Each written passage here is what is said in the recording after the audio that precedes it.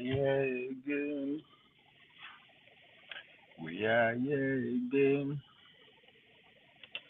Father, we are here again. Holy Ghost, we are here again. Praise God. We are here again. We are here again. Lord, we are here again. Father, we are here again. Praise God.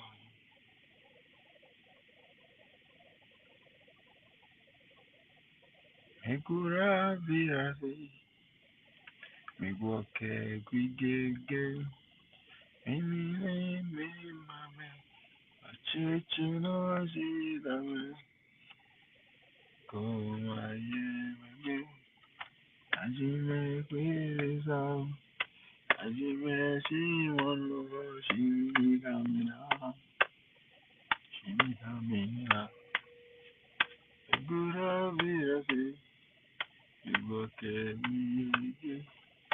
Emine me mame, ochechi no jinawe, kumaye, ajime kwereza, ajime shimono, yigamira. Come on, Jesus, good morning, Lord. I know you come from heaven. Holy Spirit is on the throne. Morning, Jesus. Good morning, Lord. Okay. Good morning, good morning, good morning, good morning, good morning. Good morning, good afternoon, good night, good evening, good day, good evening, whatever that is applied to you, anywhere you they join from, or assalamu alaikum. This is all now politics. You know how they do it now. It's all about politics and policy. Of course, Niger now we land, but as they say, we live in a global village. So after all, our president now is in somewhere in Europe begging. So we're everywhere when it comes to politics and policy. So, ladies and gentlemen, if you are like me, grab your coffee, glass of water, tea, wine, gin, whatever the heck you are into.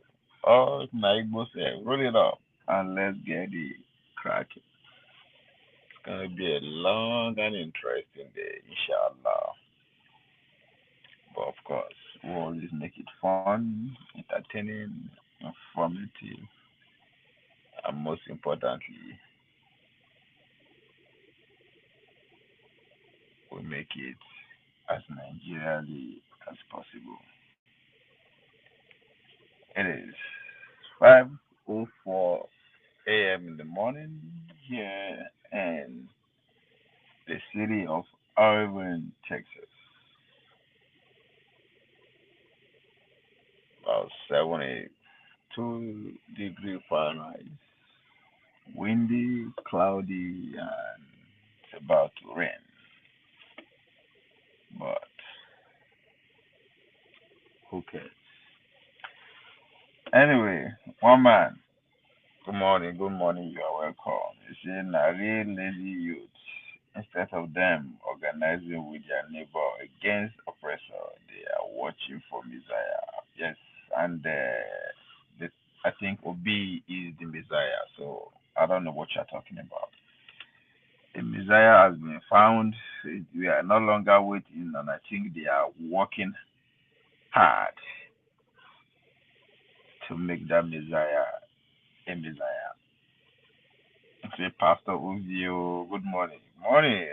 Sure. Are you not a Nigerian? Waiting now. Nah, you guess on depends. Oh my God.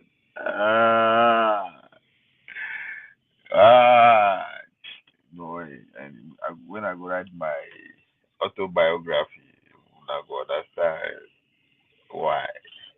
not from big family like me, like my own. Maybe say it depends on which house or which part of the family you wake up, or if you either wake up early morning, either they wake you up with a Allah Akbar prayer. It will say Agbaje family, or you go wake up for one house where they go wake up you up to say good morning Jesus, good morning. Ah, or you go wake up, or you go wake up for another house. When that lucky dube, now you go the blast through the speaker. Oh man, I've lived it all, like experienced it all. So I don't know. Looking back now, it just some na force the force. Now that the morning devotion on night before, so I hate it. I hated it. I still hate it, and I know I will hate it. It will just wake you up, make you pray. And I don't know how to read. I can't read all those shit. I want to sleep. More than leave me my sleep. But anyway, so I think when that is part of your upbringing, it's still there. So at times in the morning like this, I would just feel like get into that spirit of morning devotion. At times I would just take a walk. I mean. But yeah, that's had a very interesting life, as you say, and I'm still rocking it. Anyway, today we are talking about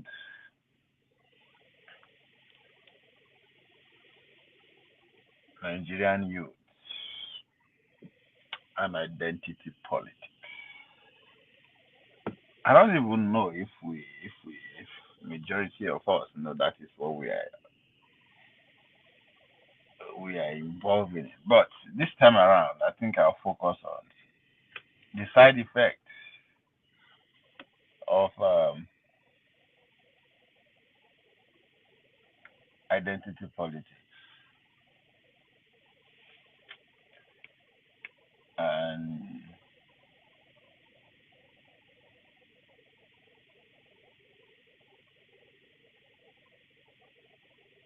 if we can, how do we get out of it? Because at this point, not even if we can manage it or if we can. I don't think for we to actually get on the right track, that has to be out in our politics.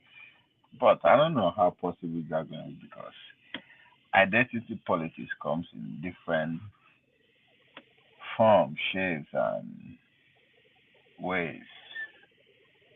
Comes in genders, comes with tribes, comes with religion, comes with class. I mean, all sorts of ways. Ways that you can say identity politics. You can classify identity politics. Is what is actually only in America around so as we speak. For those who they quick to say, oh no, they use America, America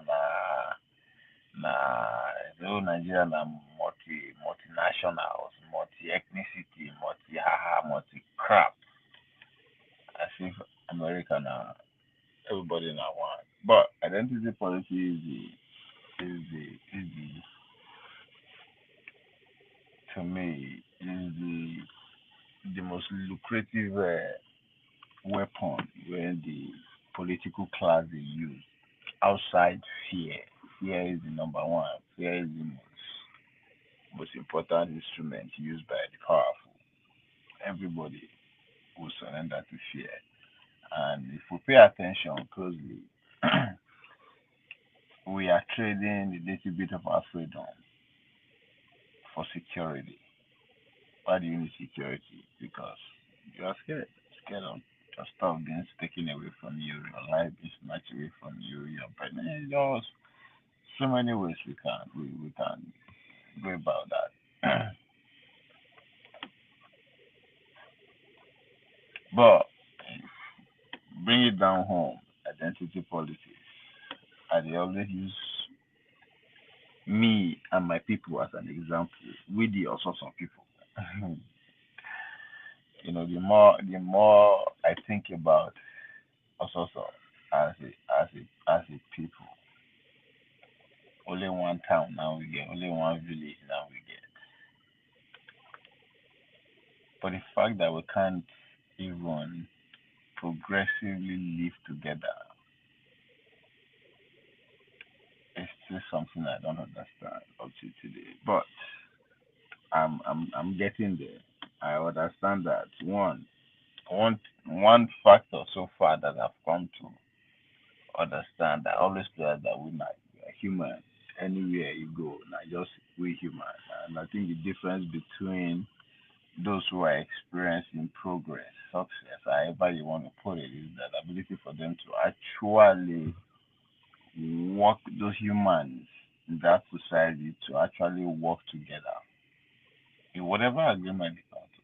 But I think that's actually the difference. And for us, so for us not just for able to just I out it today. I don't know.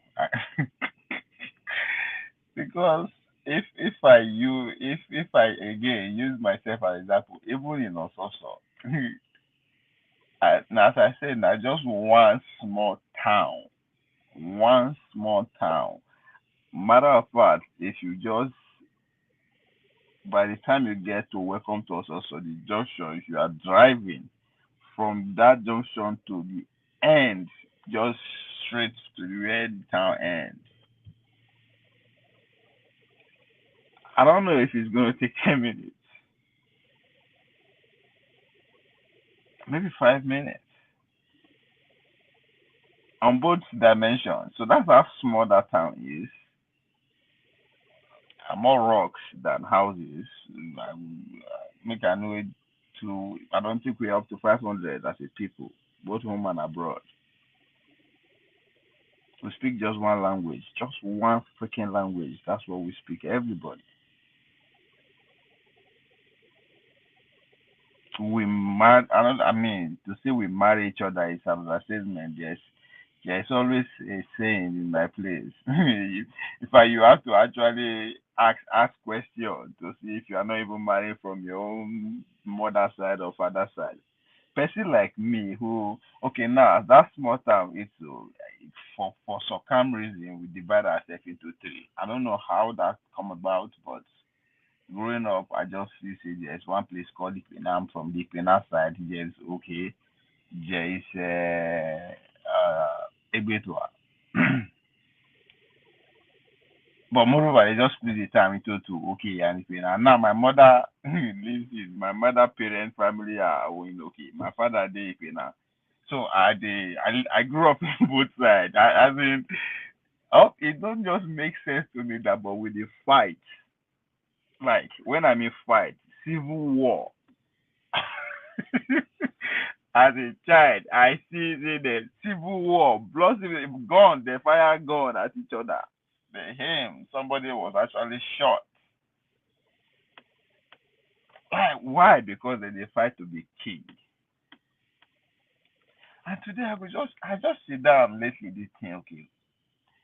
As the king, what influence the king even has? Have nothing.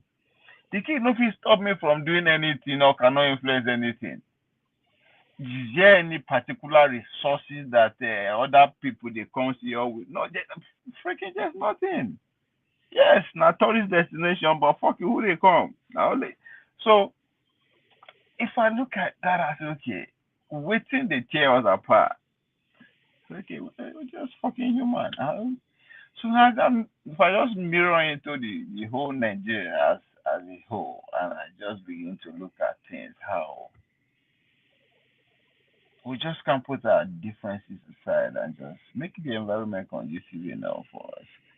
Now, I don't we cannot to go too far from using myself as an example. Congratulations, Ovi, on getting your AARP card. What the heck is that? Babati, Kini AARP. I don't understand. Hey Joe, come back clarify. I understand. But see,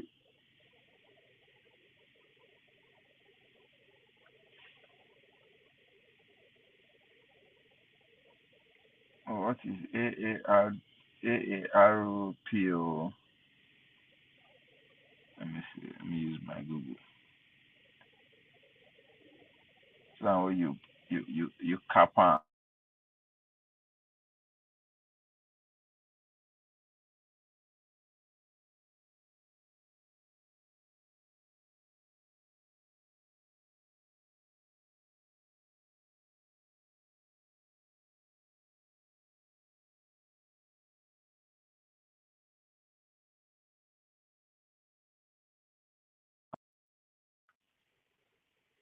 So yeah. Babati, come on, tell me, what do you mean by ARPO? But let me use my Google first and see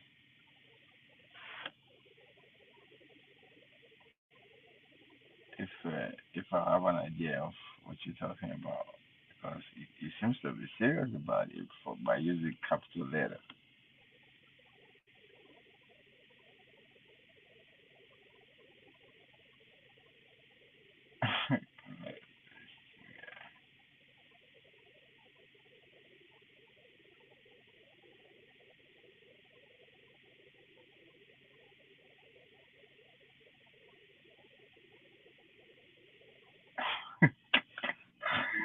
Is that what you mean? American Association of Retired Persons. Is that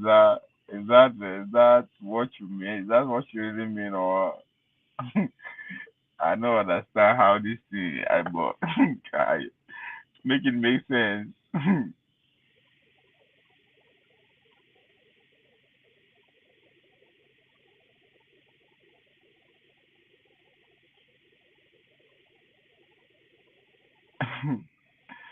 What the heck, man? Baba T,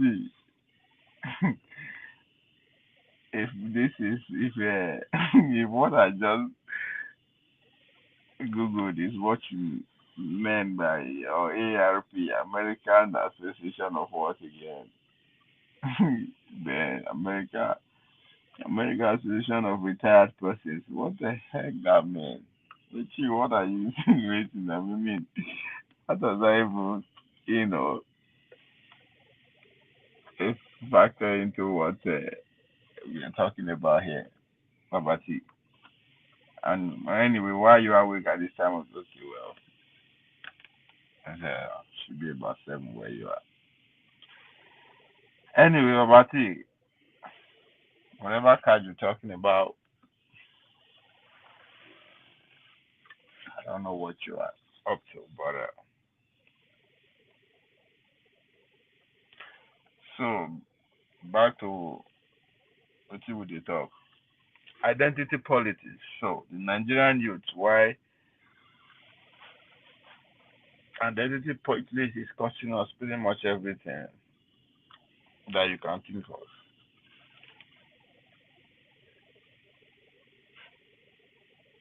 Identity politics is an instrument our parents used to perpetuate themselves in power, regardless of whatever how it's gonna cost them. It led to civil war. Still. But it's as if we don't want to learn from that. For a reason I don't know. Maybe because they don't teach us, they don't tell us why that's actually one of the reasons a lot of things is going wrong. But I think at this point we are privileged enough that yes, anything that the previous generation that came before us, we will do anything to have that they're jealous of us about is our access to information. That's pretty much free if you compare it to the previous generation. But again, one will also say that maybe because they just be free and overwhelming access to information, also embedded in it, the trouble that we are also going through because there's a lot of information, misinformation, and disinformation. There's just too many. We're overwhelmed with the information that everybody is getting. So, and it is in our own case, it's even more like a weapon, weapon of self-destruction because one, we are miseducated to some extent. Majority of us are miseducated, are still being miseducated, not necessarily because we know or that's what we want, but as a conquered people, it's still part of the effect.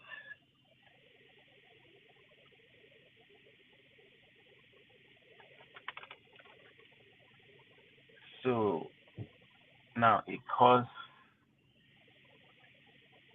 money, a lot of resources, privilege that comes, privileges that money can buy for you to be able to now have that luxury.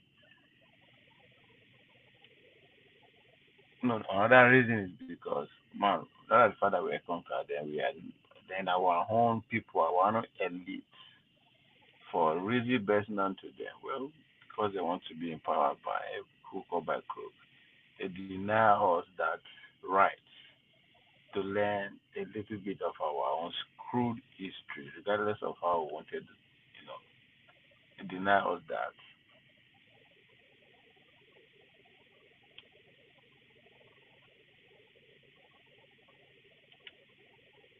So it's now the overwhelming and access to information is now fast becoming a weapon of self-destruction on our own part. So it takes a lot of privilege, most of the privilege that money can actually buy, because it gives you the privilege of having access to past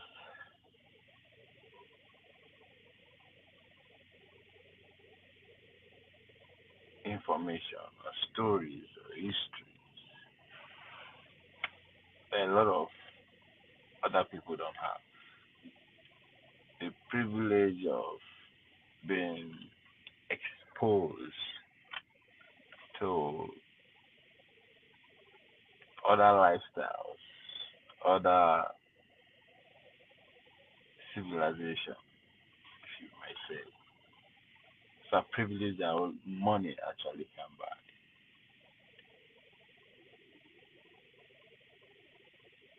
So majority of us are poor, in every sense of that word. Talking about the young people.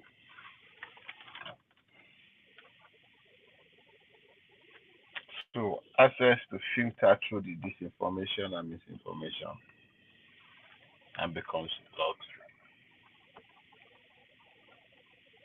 But is that enough SE in today's world?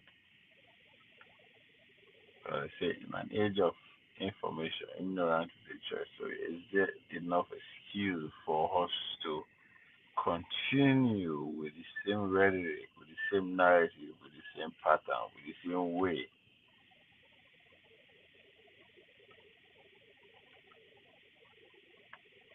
our parents followed? I mean, we can see the result. We don't really need to.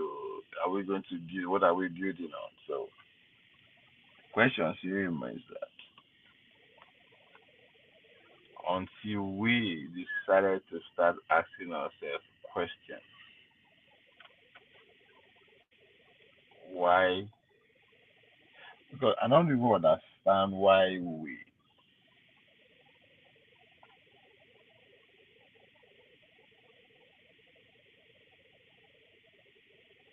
are so much attached with all this identity instruments like this. religion, the tribe. I mean, why? I said why because I feel it's only in the political arena that we care,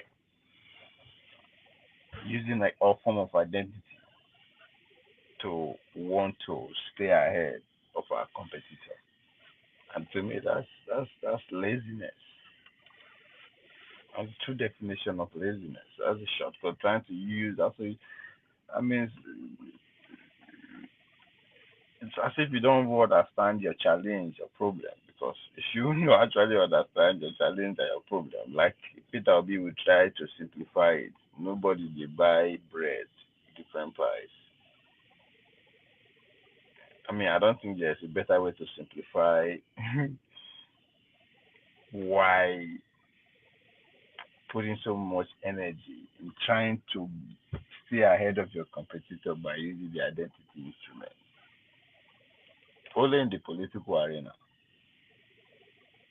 Every other place know the user because in real time it will not work to your advantage. As a businessman, try imply identity now. So you know only one group of people now you go to sell to. Let me move just forgetting na only one tribe or only na only one religion. Just say na only one demography you go to sell to. Na only women I go to sell to now. And see how that would pan out. So if in practical it doesn't favor me and you, anybody, so why do we want to use it? And the most important game in human and civilization is politics.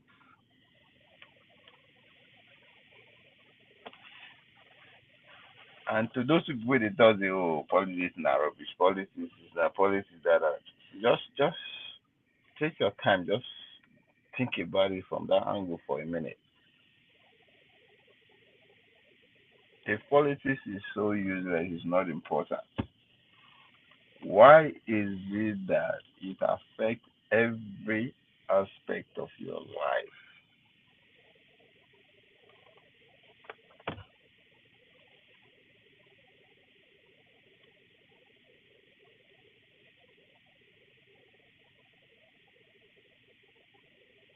So if you cannot use the instrument of identity in every other your daily day-to-day survival, why do you not want to use it in the most important aspect of your life, which is politics, which to me is the foundation of to which every other thing will build on your success, your happiness, your whatever. Even if you want, if not heaven is the goal, self. Heaven is the goal. The journey started with you having a very solid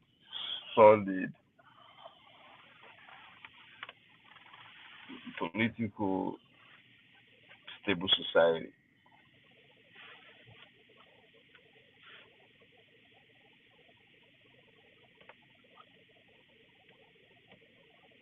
Now, if I expect the young people to start looking at politics, not just from political party angle, because that is the next investment this elite are going into. They will invest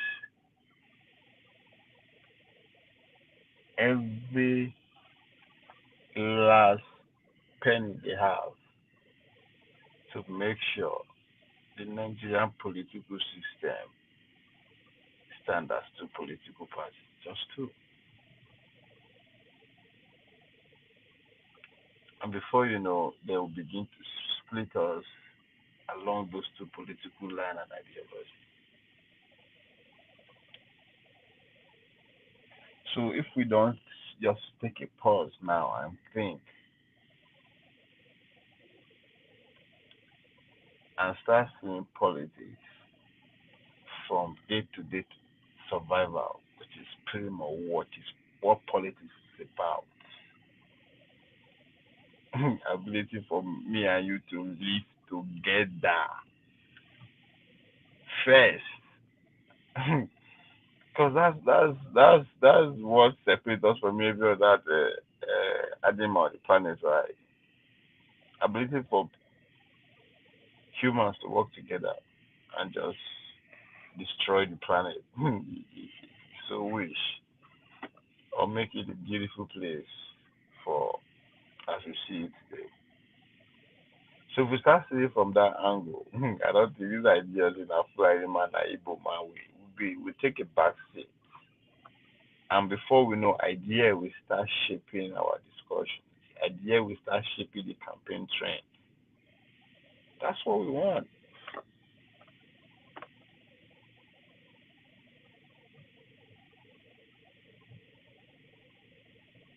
Just like Jidena, where the Italian was saying, everything that we see today, everything that me and you outside the outside land, water, and all that, it's all ideas, all dreams, it's all people sitting down. Anything you think you want to bring it together.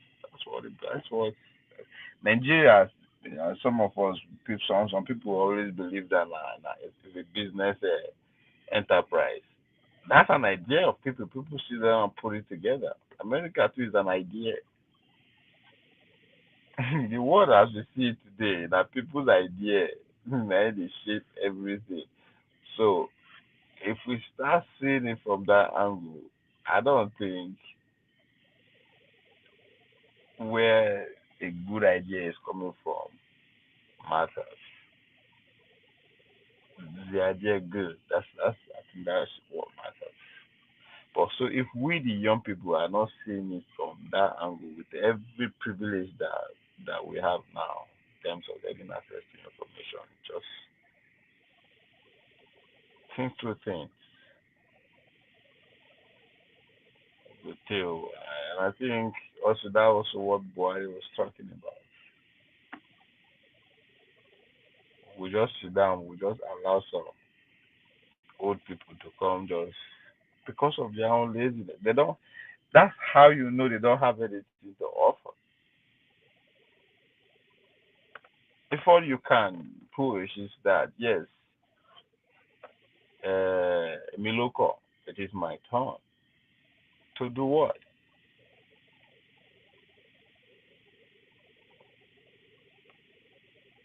But whether we like it or not, that isn't it. A lot of people can relate to that phrase. Make America great again. Yes, we can.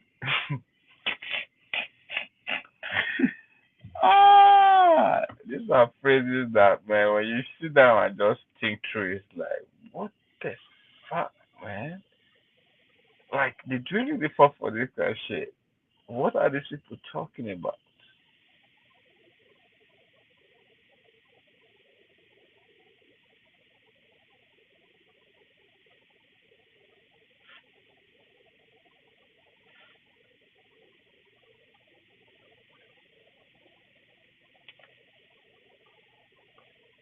So the fact that we don't Obi said it.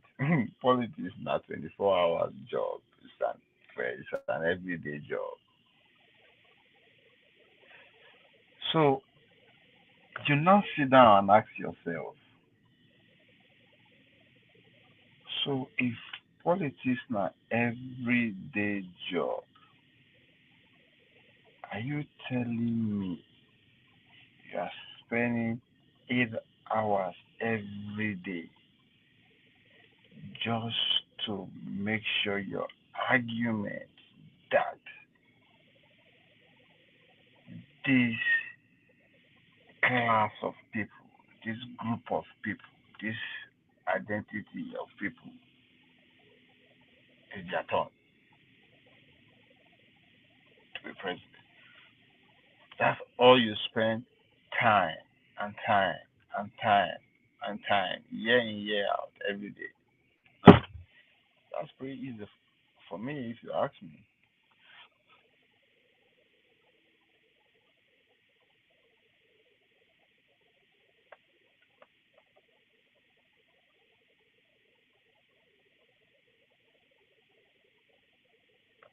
But I understand why the political class we need that kind of time for them to actually achieve their result. Because even though the large segment of the population, which is the Nigerian youth, are not up to par in terms of giving them run for their money,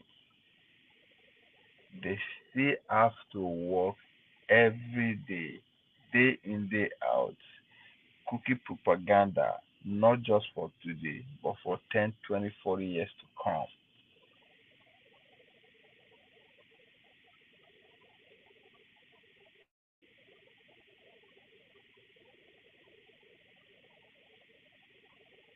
But we will just sit down and wait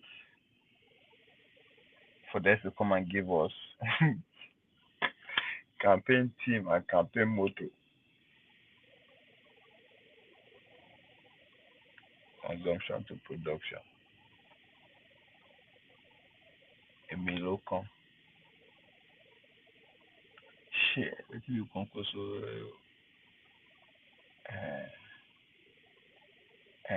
wetin be that slogan again? So shame on me. Has to do with basket of fruits. That's the logo, but I think the motto they follow that one. PDP na power, right? If I'm not so some just no. So let me not say PDP. It's like Article was saying no. Okay. Let me slow down a minute. Slow down a minute. Obina, not the party now the individual candidate. Obina, consumption to production. From production to shit. From consumption to production. God damn, doesn't make sense to me anymore. Then Tinubu as a renewed hope. As the woman is ridiculous, man.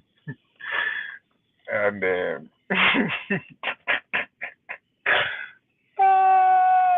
renewed hope. Some real shit. God. Oh, wow. Then article what's the article one again says? Fuck. But anyway, so it's because of our laziness. That's why.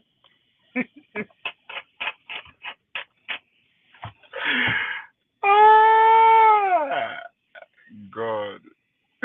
Somebody got there a new hope.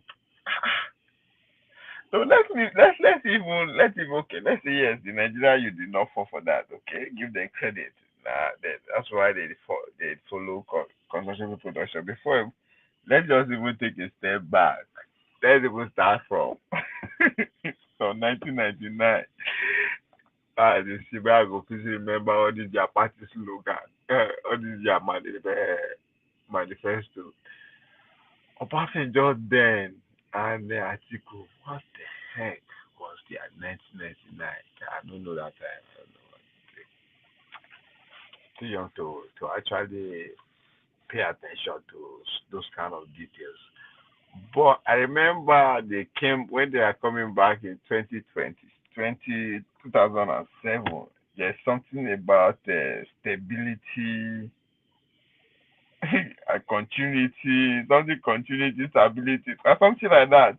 I think, but it was wrapped around the spirit of democracy, right? Like, except democratic governance is just a come out for military regime. So they're talking about continuity. I think their slogan, their party, this year was along that. Then fast forward to Yaradua shit. I don't know. I think the most famous thing the buyer do at that time are like the 7 point agenda. I don't know. I think they still sell that stability, continuity, whatever bullshit self with Yaradua. Come as the same Obasanjo them. Then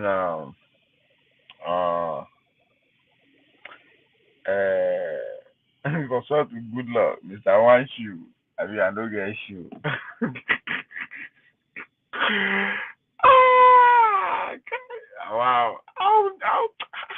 God. Jesus Christ. I don't understand, sis. How say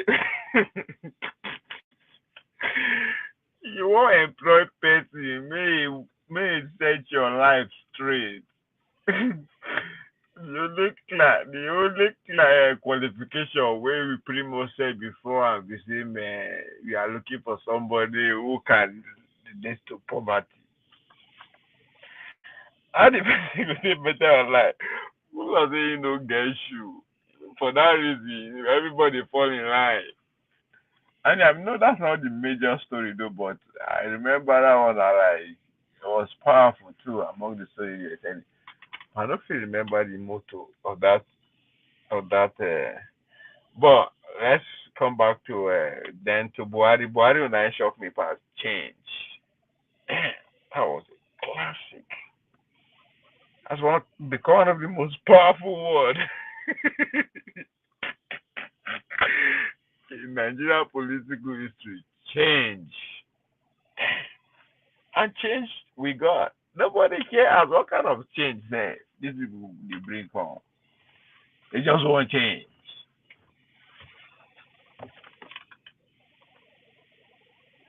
Now, because the youth, as Buhari said, are lazy, we are lazy. If to say we strong, we are well organized, we go they set the agenda for these people to actually, even though they want garnish, they want whatever they want to, just like Barack Obama, yes, we can. Yes, we can. Can do what? Yes, we can. What? Yes, we can win. Yeah, y'all won. Congratulations. Then what? Huh?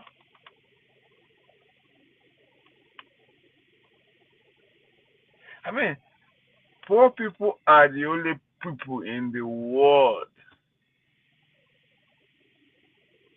that has that fact. Matter of fact, now hope now be there. Give them hope. Anybody who say hope for them. Now only pastor will they focus on. Politicians are the greatest hope sellers. Obama just gonna say yes we can. Can what? So when when the body brings a change out, everybody begin complain. Ah, this is not what they promised. What the heck did they promise? They promise change. Your life don't change for better for worse. Again, when the body is weak, as an athlete, as a 400-meter runner, one of your secret weapons is your core, your abdominal, your stomach, everything goes strong. Your six pack will be like iron. Your back goes strong. You have to take time, deliberately work on those core. So that by the time you're there on back straight now the second 200 meters in 400 meters, which is from the 300 meter start to 200 meter start. That 100 meters what they call back straight, where you could just stand. You're expected to start in. You go stand. I only your hind knee, pam, pam, pam, pam, pam. So if you know, so that's what the Nigerian youth, which quote unquote, Nahim with the in terms of numbers, largest demography in that country, which if we put our act together very strongly, like the back of a 400-meter runner, we detain the tone of this political elite. But we stay here, we tear ourselves apart along the line of identity. I think that is where I'm trying to get to. We come online, go on space, we argue, we argue, we argue, we argue, we argue. little along the line of ideas. We don't argue, we don't insult ourselves along our ideas. Most of the time, we argue along identity lines. And that's what this motherfuckers like. Like, some people will always say on this, come here and say on this platform that if I begin insults or just begin to focus on that identity line, whatever even like Muslim are they face, they insult them. Like pastors will always want to say that is the truth. Soon it are the problem. Or if I begin focus on saying that the Christianity is the freaking problem. Or I just let me just focus on one particular identity line, or the Fulanis, or the Yorubas, or whatever. The traffic we go up. So that actually underline the point and support my argument. And this is just because we are just lazy, or we know because we don't know anything. Because it doesn't make sense to me that we argue along identity line every fucking day. Just go from one platform from one apologies to have your say to one man went to move to Nigeria. Every freaking one of us, we get caught up 99% of the time chewing each other apart along identity line. And we wonder why we are where we are.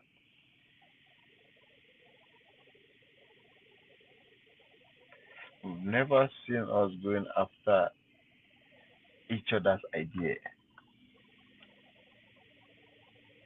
for hours, not talk of days or weeks or months. But that's what we do when we begin to go and argue along identity line. From next year, yeah. Ah, Jesus Christ.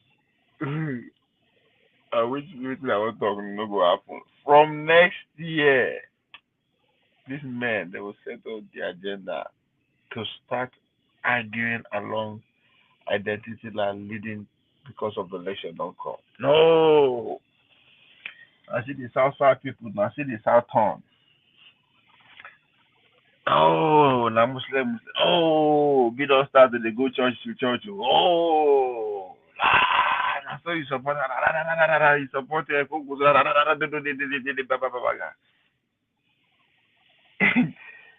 Even with all these policies that we see flatly affecting us anywhere we were there abroad now with the feel out. Because the dollar always I know they make sense again. All you projects, everybody don't pause. But we can't actually put those policies, those moves on the center stage of our argument. Before you know, we don't fly over them. You vote for Obi, you supported Obi. You say concession to production don't make sense. What you go the who's on Aboki? Yeah. Ah, all of us.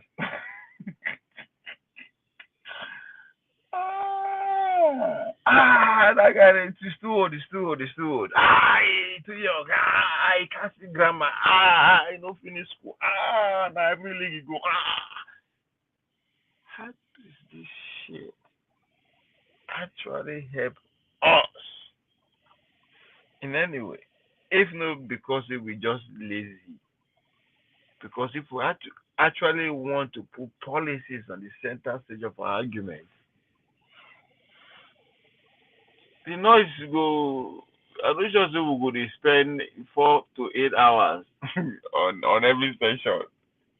I know sure say people go the noise we go the shout the way they shout because You actually have to spend time to do research, to think.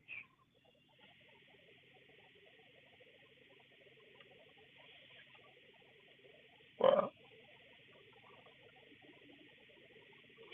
after I go understand, say we know little about our problem.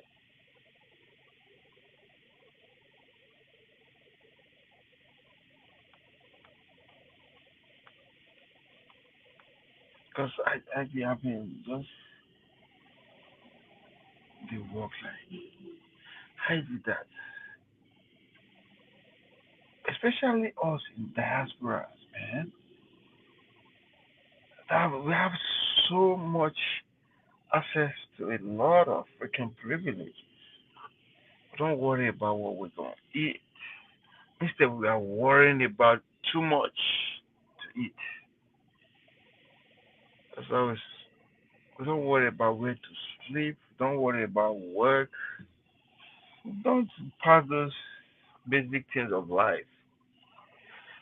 But see, we see come, but then we've seen how the world is moving, how discussion is being run around everywhere within our own age group.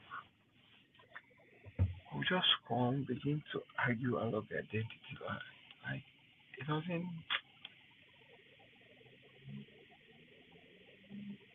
Then we just begin to complain. I mean, about our problem, about our problem.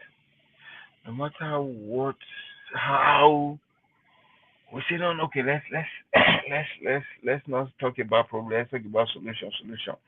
Before you know, we all carried away again. But I begin to think that now because we always argue along identity lines.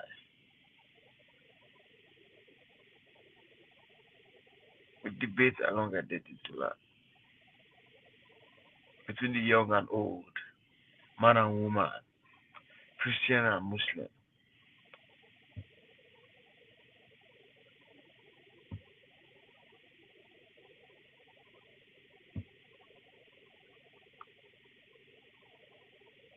region by region, tribe by tribe,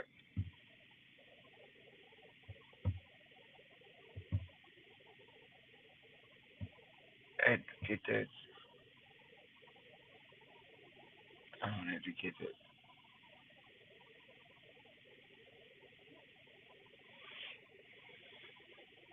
A day we can consciously just decide, just put into the practice that we are not going to argue, have a discussion along this line. I think the political elite we have no choice than to work harder to find another method to push their rhetoric.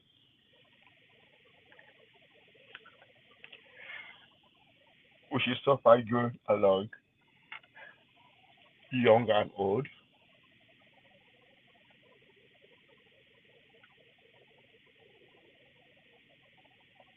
along party line, gender line, class line.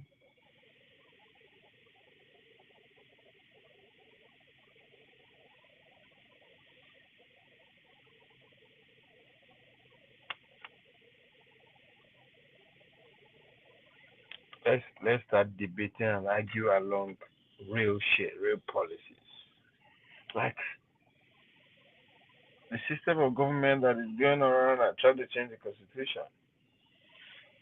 And one funny thing about the constitution, before we start, by the time we say, okay, let's start talking about the constitution, before you know, say, oh, now military drink and come.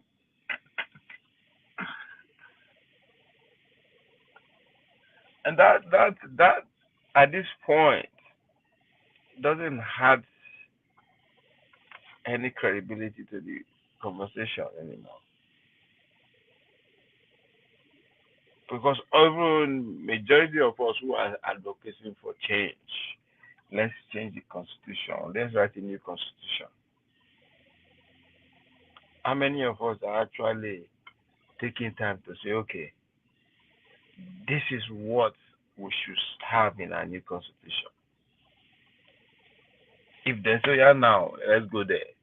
Let's say, assume this man, all of a sudden, let's say, okay, let's go for a new constitution. We are not still going to arrive at a acceptable constitution because the debate will be along identity line.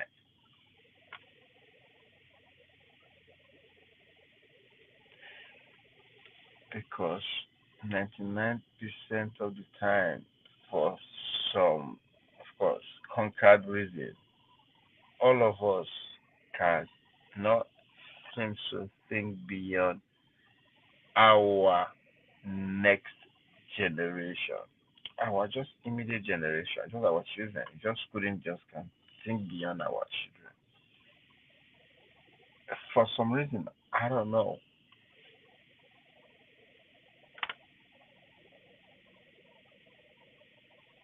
We just couldn't think beyond the next 20 years. The next generation. So I wonder why we always find ourselves arguing, arguing along identity line. Because if you just sit down, think how the last, just the last 100 years, like in Nigerian history, what is the last 100 years? The difference between we were there here now and those who were alive then 100 years ago.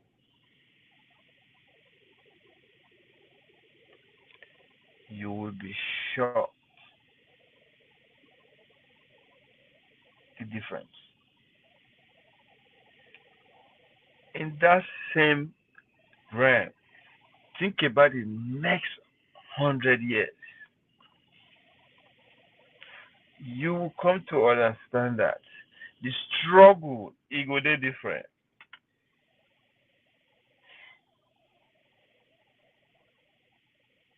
The 100 years ago, our forefathers,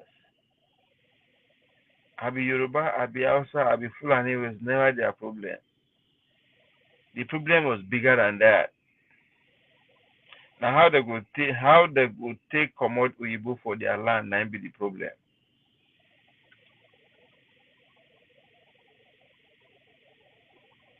The same thing. To see the next 100 years, those motherfuckers are going to be alive in the next 100 years. They'll be thinking about Fulani, Hausa, Igbo, Yoruba. Yeah. Christian, Muslim, old and young. Then you can understand why we are where we were. To quote Osibanjo, Yemi Osibanjo.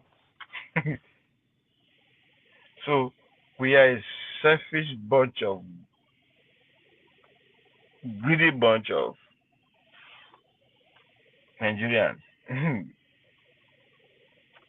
We are just selfish. We are greedy. We just can't collectively think beyond our children, the next generation.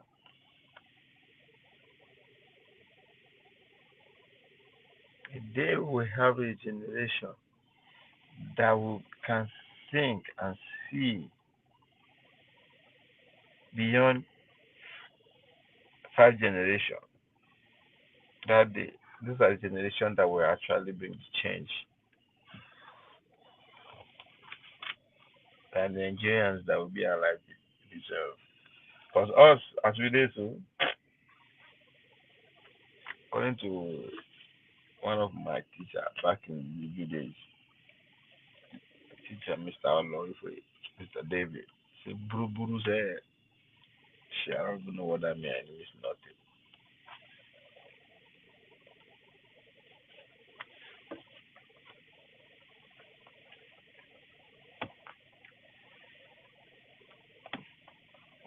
I remember, I think it's the first day this year.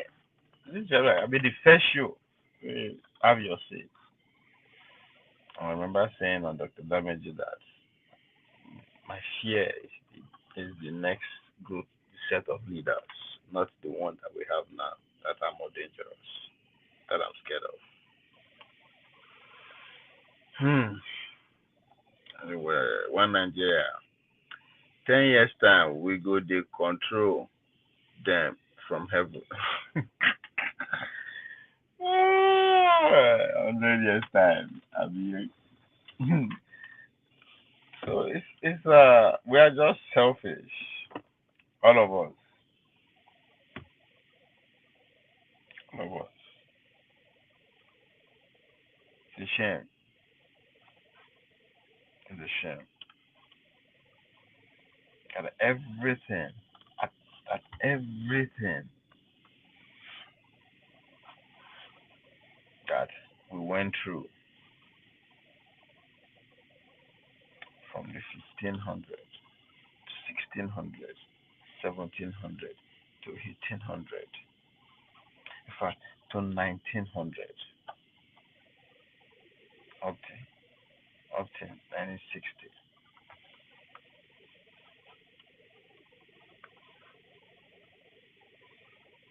And all we can do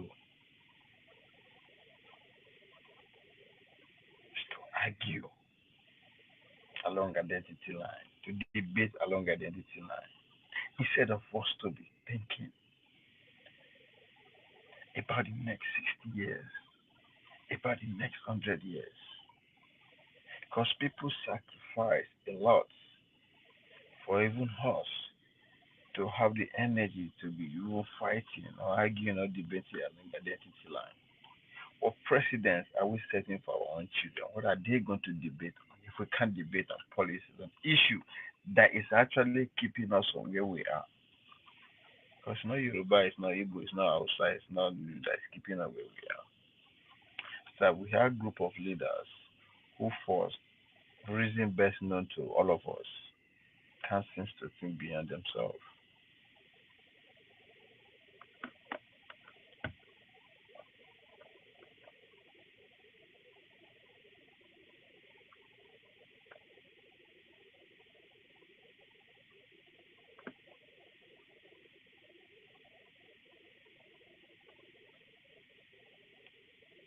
It's hard.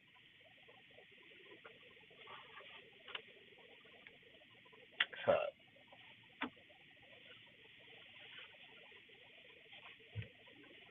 I don't know.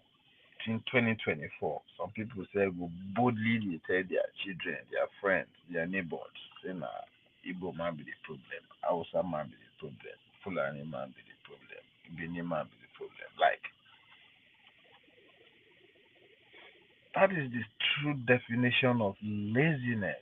You cannot think. Like how? For God's sake, the language this we speak now English, all of us. So how you go to tell like how do you even explain it that Fulani man na him be your problem, na him cause your problem? How did he do it? Where you dey, where in the do am? That Yoruba man na him be your problem. Igbo woman na him be your problem. How?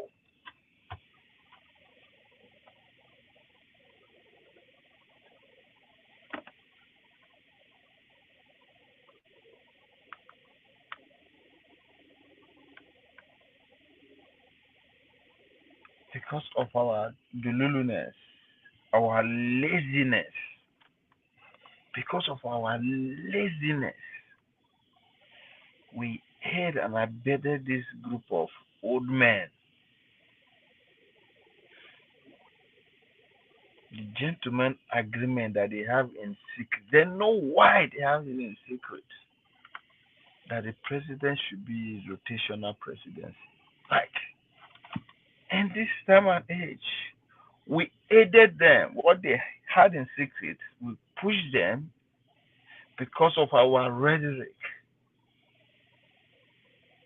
They came out, picked it out in the open, and we supported them in mass. The presidency has to be rotational. The presidency must come. This is what these people want. And for God's sake, if you are in your 60s, if you are in your 60s, like, which argument you want put on ground that you can actually make people vote for you?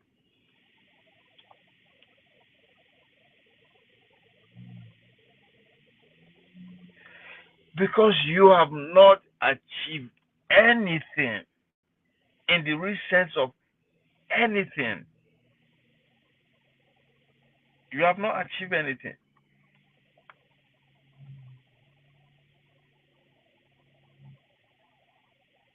So you see why it is easy for them to start saying, what could they do turn by turn? So the first qualification you have to come from this place, not what you have done, what you have accomplished. The first qualification is that you have to be from one, you either have from the north or you have from the south. The fact that you are a Nigerian is no longer necessary. First, it's not the number one criteria. You just have to be from the north and from the south. If you are not from the, that's just the number one criteria for you to start making decisions that will affect over 200 million people's lives.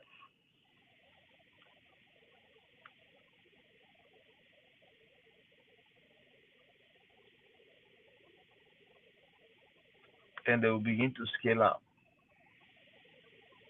A Muslim, a Christian.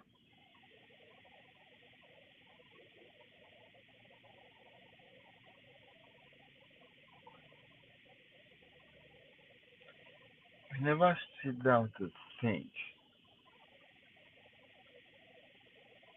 how this thing can actually give us light, make me make us even valuable among the community of nations.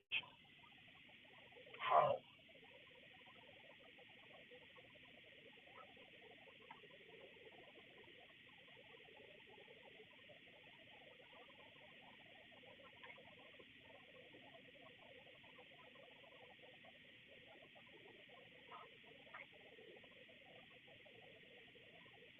So automatically, every 8 years, every 8 years,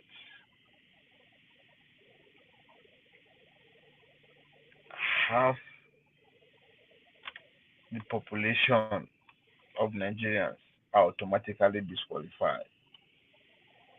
Don't even think about it, don't even dream, regardless of your achievement, regardless of the city, regardless of whatever that is, you are disqualified. That is what all of us have signed on to.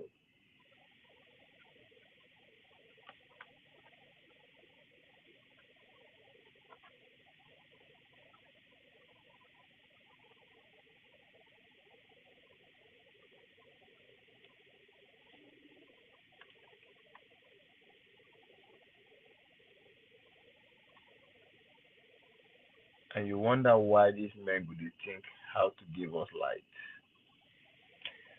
how to attract meaningful investors, how to empower people who are actually have the ability and the technical know-how and the knowledge to transform some critical sectors of our life.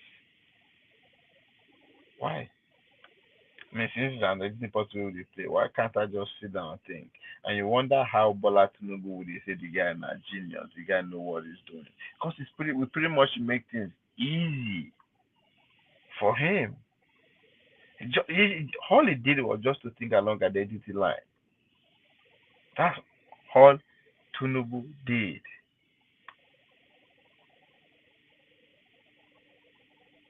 And it's very easy. All you need to do is, oh, okay, let's look for money. It's just think along identity line because we don't segment ourselves already. Okay, it's between automatically the north is out of this game, right? You just sit down and look and say, okay, the north is out, so I don't have to worry about that. Okay, the south, who the south? What is it? What is it? What are the demography? Not not which are the ideas, which what are these people worried about, within the young people care about, what are the old people worrying about, what are even the so-called Christian religion, what do they care about? No, they just look at it. Okay, I know what to do. I carry vice president from this tribe, this religion, right? Not from this profession, not from this achievement, not because the world today is going by biotechnology, AI. Let me bring somebody who can actually, you know, inspire young people to look towards that direction. If you carry somebody, the man they give a minister of science and technology, imagine you run that guy as your vice president. That's a bigger platform than him being a minister. Even if you no do anything, but the fact that it's always on our face, people begin to think, oh, that is small. The young people, especially I'm talking about the kids of 7, 5, 10, 12 years old, 15, 17 years old. But of course, we don't argue with the young people, don't debate or argue along that line. We argue along what our elders put before us. So two people will just look, okay, pick it from this tribe, pick it from the honestly, once I pick a Muslim running mate and from the southwest, that man, I don't lock not down. That's simple. That's that easy. It's that easy.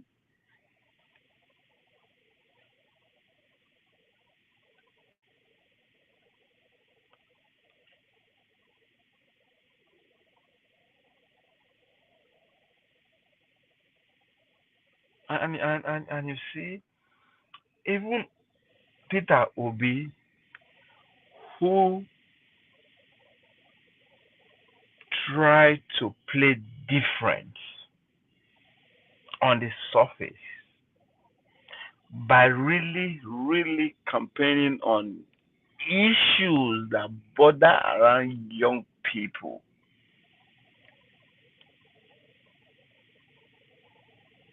If you pay attention to his rhetoric now, his campaign strategies now has shifted.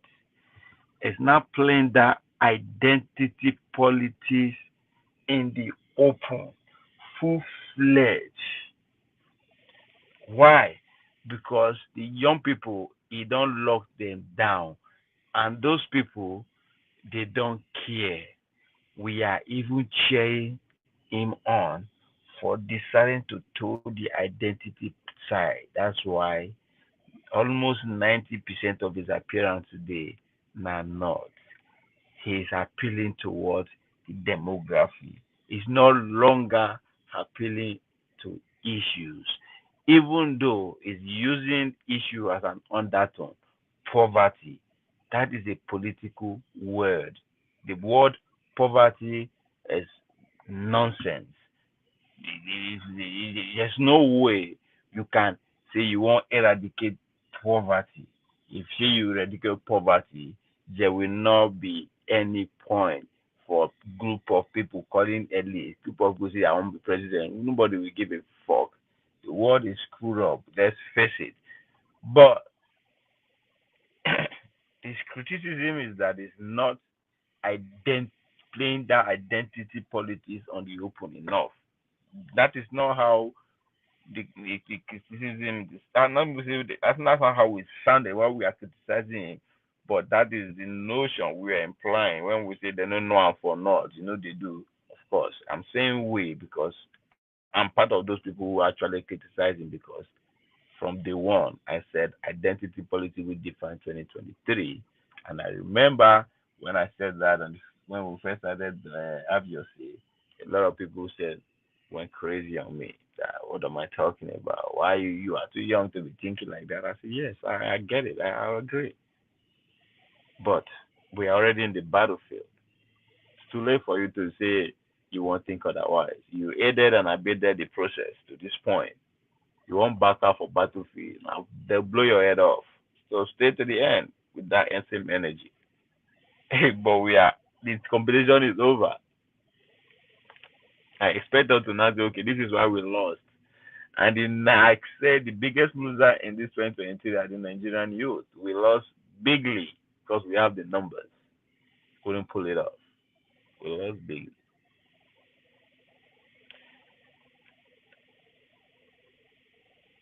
And again, uh, I know what talk about time before, but this American whatever that brought out their report about 2020 election. Why? That's another destruction, another distraction.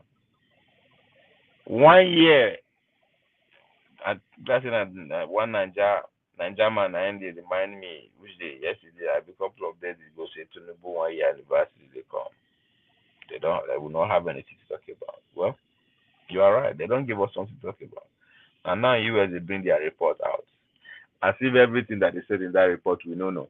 But of course, Nigeria youth, intellectual, we like foreign publication. We will see the kind of energy we will employ. Begin analyze what we already know, what we cry over, beat over ourselves over, just to buy time. Again, the criticism will still be on a long identity, like because I read a few paragraphs from the report and I was like, man, see, these people know what they are doing. Of course, they are reporting what the real what happened, especially when they're talking about report in Lagos. They're being specific about how Igbo people were this, Igbo people were that. I'm not saying that did not happen, but of course, we don't need you to tell us. We know it. This is not the time for us to be rehearsing over it again. As at this point, we supposed to gather enough information that we supposed to find solution. How not to repeat itself here, and even they will repeat itself, it should cost them more. But of course, we young people, we don't like. I don't know where we don't like or we can always not think a lot, beat ourselves a lot ideological. I don't get it, but so it was easy in a way. So all Tinubu had to do was to just accumulate money as much as he can. That's why they say anything where money no if you do more money we do it. And a universal understanding between the capitalist religion anyway. It's all about the Benjamin. So once we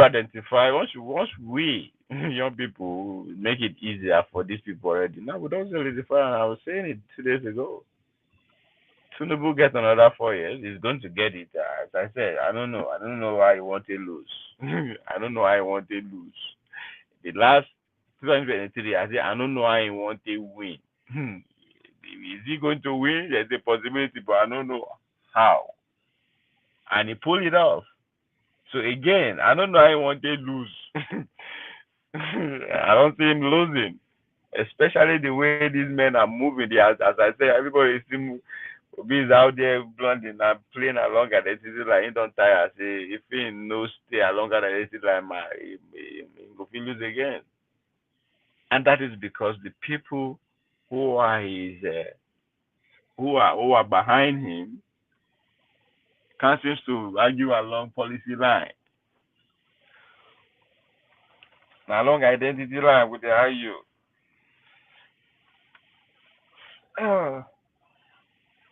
So the next president after Tinubu it will already make it easier for him. He's just going to come from the north. So every other potential messiah from the south should shut the fuck up. Ah, so, Jesus Christ. What it means is that if they born you for south, let's say they born you for south,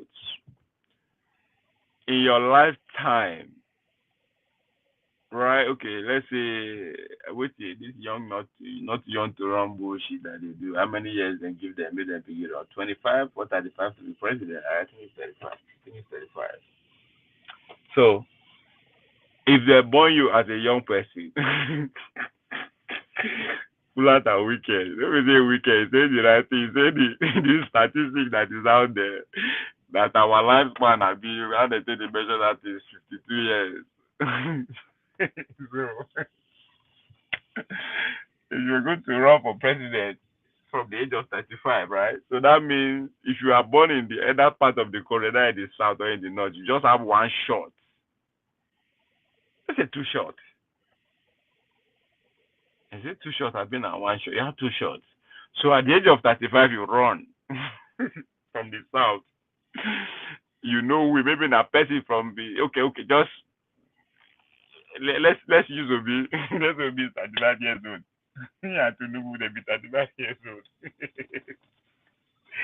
Because they tell you that they had the danger of what we stand in for this identity politics, turn by turn Nigeria Limited.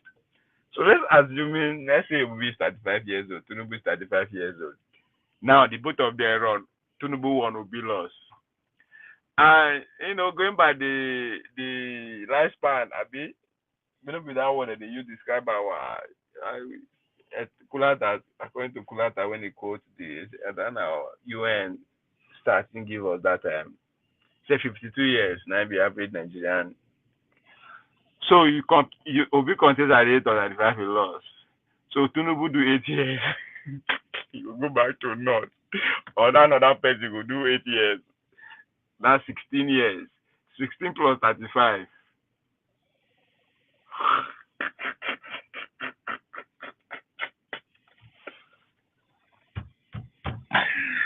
Ah, 51. And if you have to die at the age of 52. so literally you have one shot or two shots in your lifetime to hope to be president. When we say you know be immigrants, they come America, we no get shot at all to run for president. What's the difference? That is the danger of, and God will come punish you. As they punish you, be so. Say you from the south, you can't be say your place that you're coming from, your population is not the largest. Then you're in trouble. So the danger of aiding and abiding identity politics by we young Nigerians, we can't even comprehend it. The danger that is involved. So let's just say God go on even bless you with octogenarian age. So then you run again at the age of 51. Maybe you will be like Atiku. You lost. You have to wait for another 16 years. And no, this is why they even analyze. So I think I said the same thing when Soludo released that in Ubunge letter. That letter that will live, that we live, that we see the rest of time. We go live long in our memory. We will still talk about that letter 2027. We will still talk about that letter 2031. The way things are going.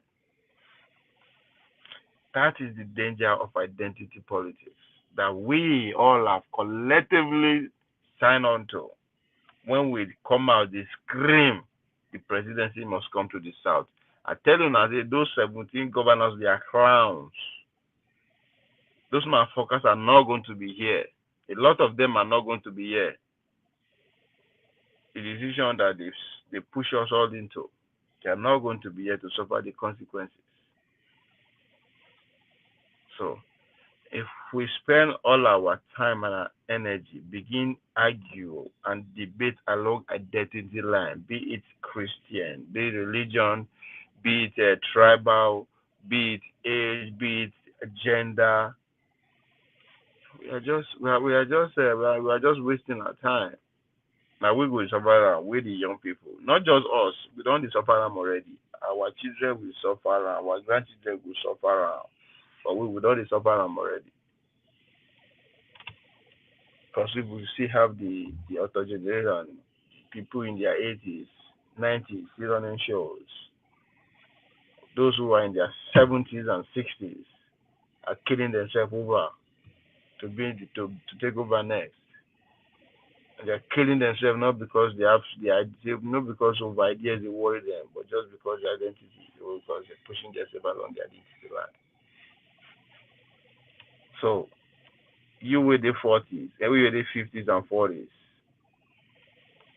when it will reach your turn. And the way you see am, the more the generation, the younger the generation, the poorer we become. The wealth is still largely in the hands of those in their 70s, if I'm not mistaken, or close to late 60s and 70s. And then they control the wealth of the nation. So those in their 40s and 50s, they're poorer. So in other words, even for them to get to power, they are still going to be at the mercy of those who who are in their late 60 now, who are in their 60 now. They might just say 60 now and 70 now because then they control the world, right? The 80 guys, the 80 guys, the 90 guys, they don't retire, they don't they give up, they don't they lose position to those in their 70s and 60s. Hence, you see the rise of Obedient, who have coming from private background. You see a lot of bankers now going to politics because in a way the wealth is along that this group of people. So what do you think? What is the consequence of that? Those in their those in their 40s and 50s are at the mercy of those in their 70s and 60s for the next 10 to 15 years. So those in their 40s and 30s will be because they are at their mercy because they are getting poorer and they're not nothing. So before those those with the 60s now will begin retire from the game of power and wealth generation, wealth creation, give them another 10 to 20 years. So we are looking at 2030s, late 2030s and 2040s. So if you are 40 years now, how old are you going to be by the year 2040?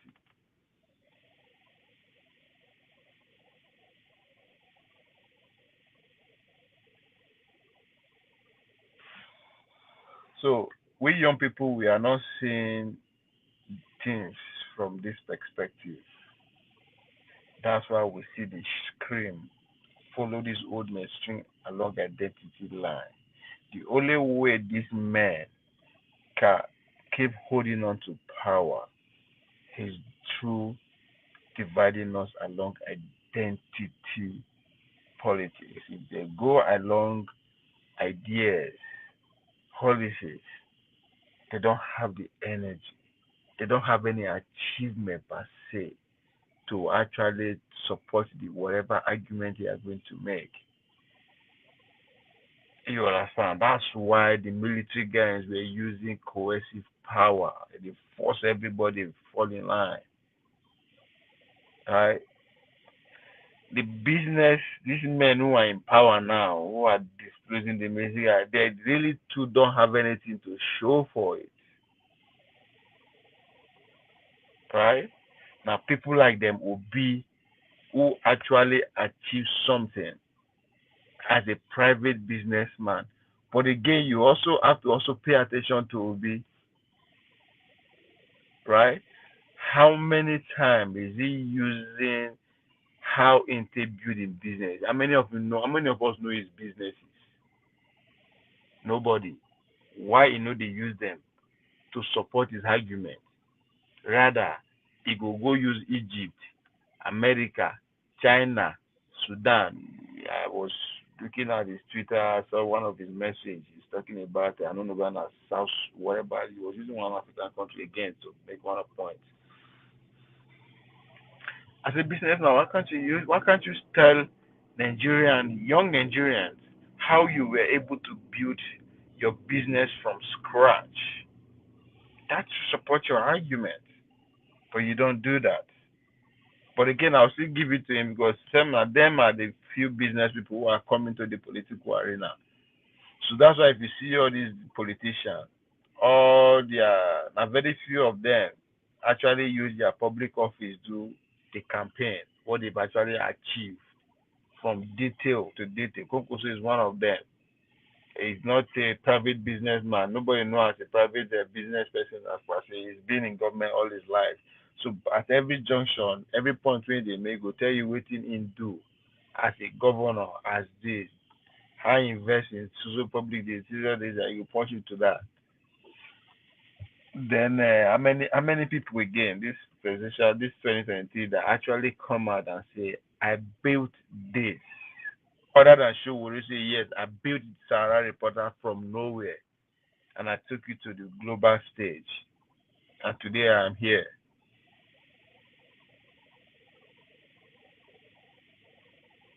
So you see why they have to stay along that identity line.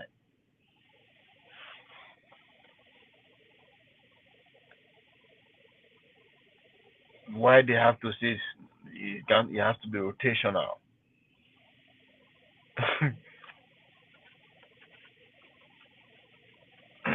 But of course, we young people don't see through all this.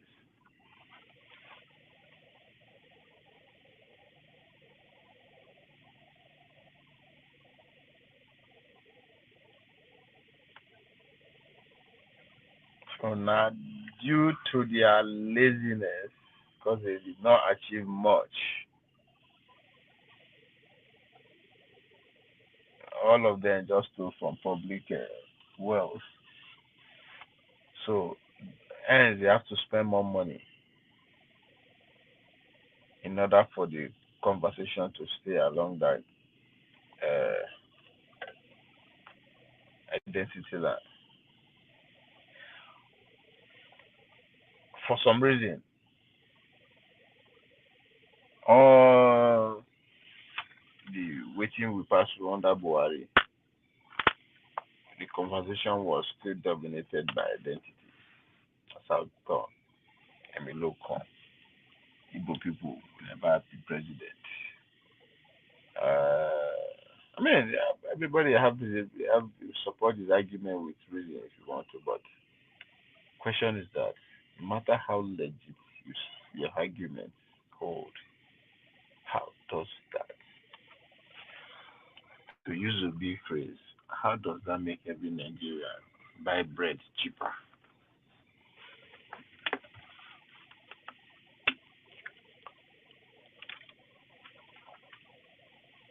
Obi is preaching consumption to production.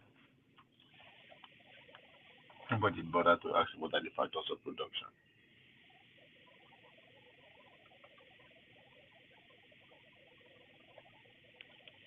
The lights are checked, energy, power, and one of them.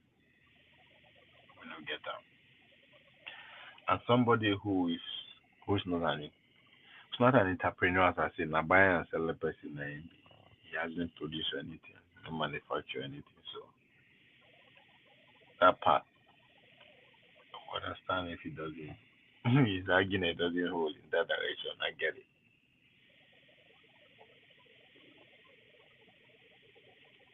But how does, what am I trying to say? Among fathers of production, I know sure say tribe the inside. I know it's just capital. I know it's just power and labor, land. I know sure say tribe the inside. I know sure say religion is among the factors of production. I know sure say I'm not stone. I been a south stone. I be factors of production. I know sure the age is among factors of production because today I don't think in labor today is not even really related to young people alone. Machine don't do now, and anybody can control machine.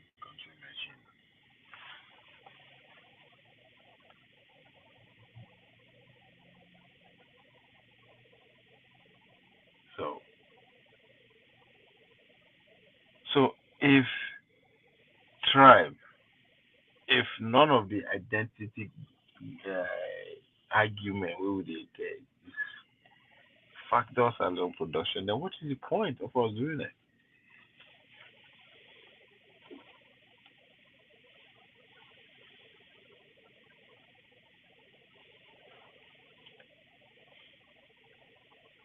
So when the boy say we are lazy, I guess it's becoming clear to everybody now that it's not the fact that we are not hardworking. I remember when that time the people were like, "Why can't you Nigerians are working? Nobody wants to go here. The Nigerians are doing it." That argument always pissed me off. Nigeria are not the only nation. That every freaking nation in this world, tribe, race, has talented people. We just it's as if we only us they listen to ourselves. Always piss me off. Oh, Nigerians don't use that talent. Like, nigga, please. So are Ghanaian, so are Ethiopian, so are Chinese. Oh, what the fuck? And we think that's an achievement. Collectively, we are garbage. Can't achieve shit with it. Anywhere we find ourselves, we can't even work together collectively. I'm talking to young people. Start deceiving ourselves.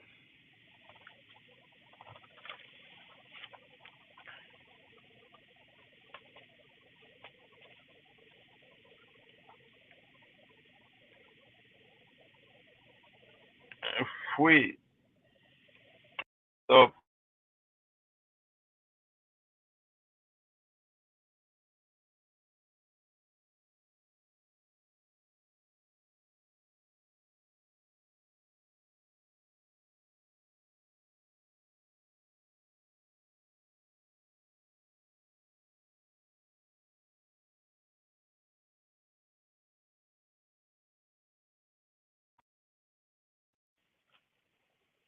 or in our call coming,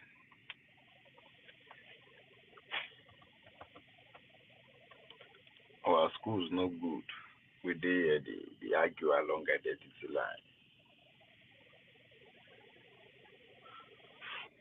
In my lifetime now, Yoruba don't rule, Ijoma don't rule, Fulani man don't rule, Yoruba, and all of them are the same. They're all the same. They all reason one way. So, and we still argue, make our point along those lines. So, we can only get the kind of feedback we want. So, when we talk about, when we change the conversation, it will reflect on our leadership.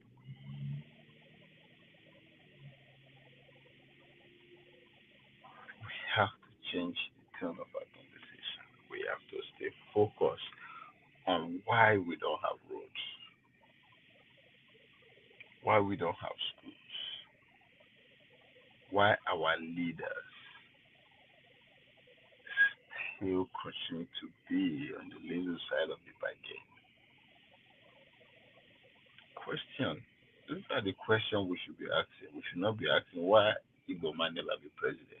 Why Yoruba be president? Why that does not factor into anything other just keep the youth docile and let the old men have their way. It's a money game. If it's a money game, why are we making it easier for them? Why are we if to say the reason why Tinubu will get mine carry 19 billion give the big whatever the fuck they call the people where they go uh, Hajj and China Israel Christians they go. It is because identity politics. If to say we they argue and learn the current innovation, like current technical line, why road should follow this place, why ahead of time, then we have no choice to come and bribe along that line. And what in America they do with that, they buy votes every day. If you pay attention, the criticism against Facebook or Mark Zuckerberg is the kind of project he's supporting with his money and bribing with that. Student loan forgiveness is vote buying and cutting taxes for the rate. Like, yeah, just not more sophisticated about it. But that is because that's where the conversation is most of the time. So, where is the youth mindset? What is driving the Nigerian youth, politically speaking? What do they care about? What are they worried about?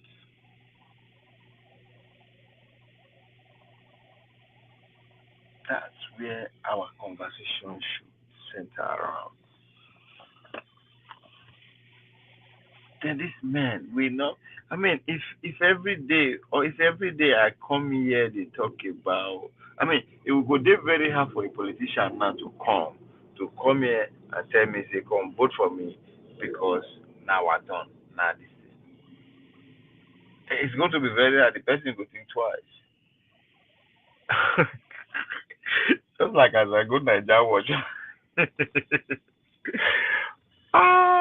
If I go Niger watch, my first time go to Niger watch. Come make mistake, ask me, say who are they vote for, who are they support. I think Koko, they were shocked. They say, they like, daddy, oh, this is my guy named Sir. Because you don't know when I wait. Why you the support Koko? At that time, I said, okay. I think this game, let's make it fun. I said, well, also carry a man as a running mate. I'm from Edo State, so it's my person. Oh boy, they lose out. They lost it. Ah, I'm too young to believe. And yeah. Oh yeah. That was fun. But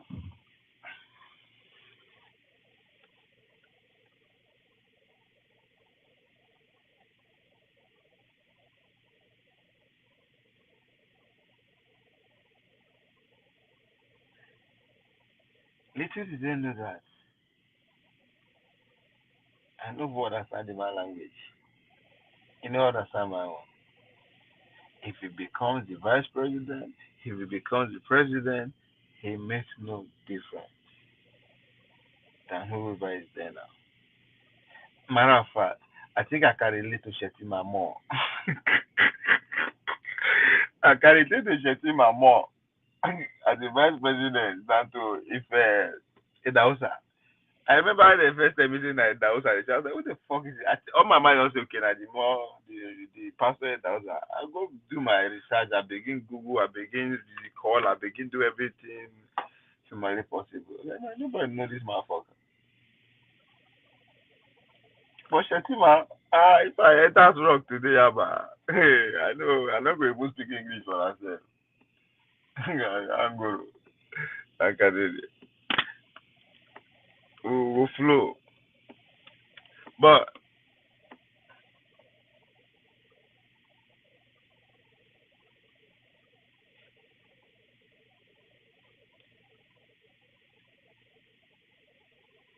So it is us.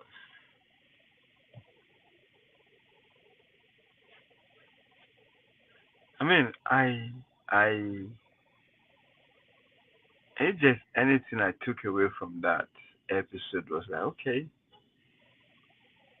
I'm happy that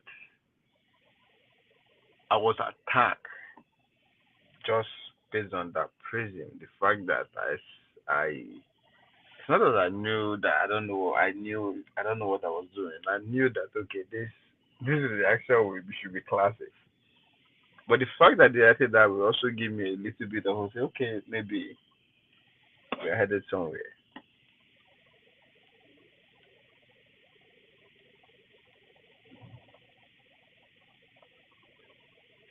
That's why I like track and field, man. Athletics has shown me a lot about that country, Nigeria.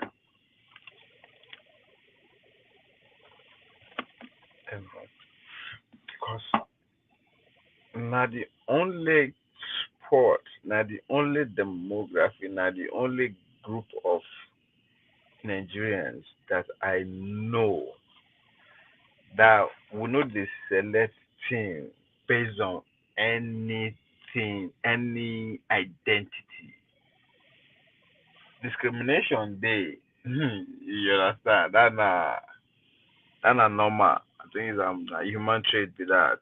But it is not along the fact that that guy na Muslim, that guy na Christian, that guy na Hausa, that guy na Igbo, that guy na no. Uh,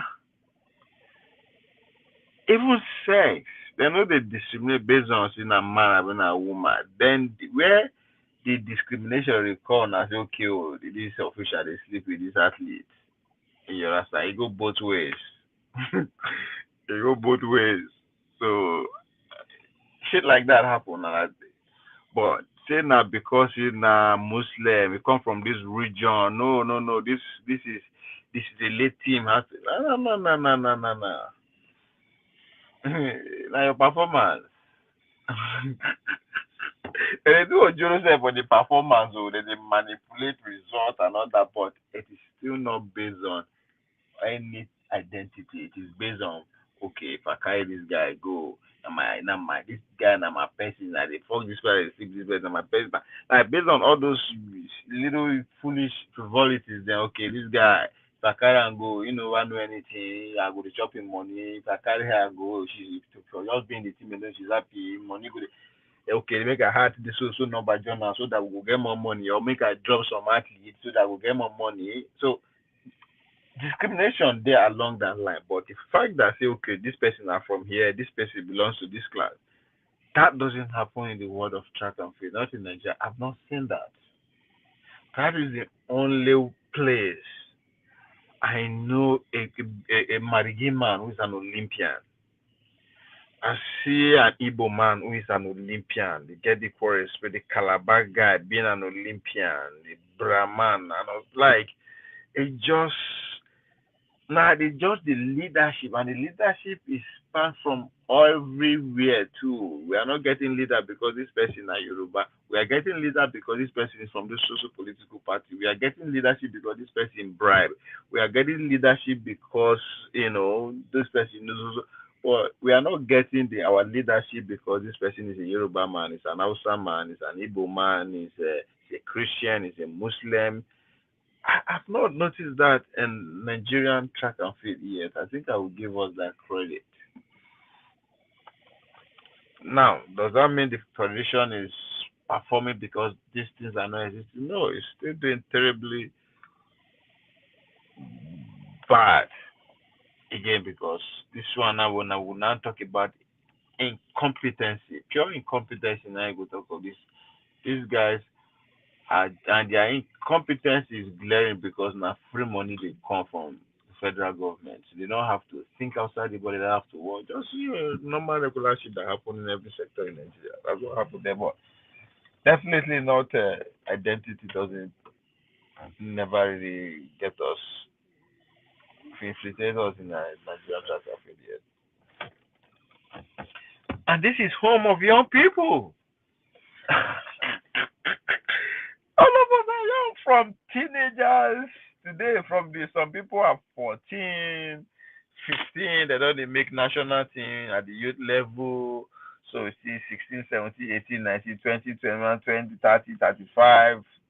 That's pure young people from every background. We have fucking people that came from America where that now when they open their mouth, you know say these people they nobody from Nigeria. But exactly all of us are that we know they know. As I said, until somebody open his mouth, you know say okay, this guy na Yoruba guy because he gets smart, you know this guy na Igbo. Like the first thing when you go, especially when we meet for camp, because now everybody they there.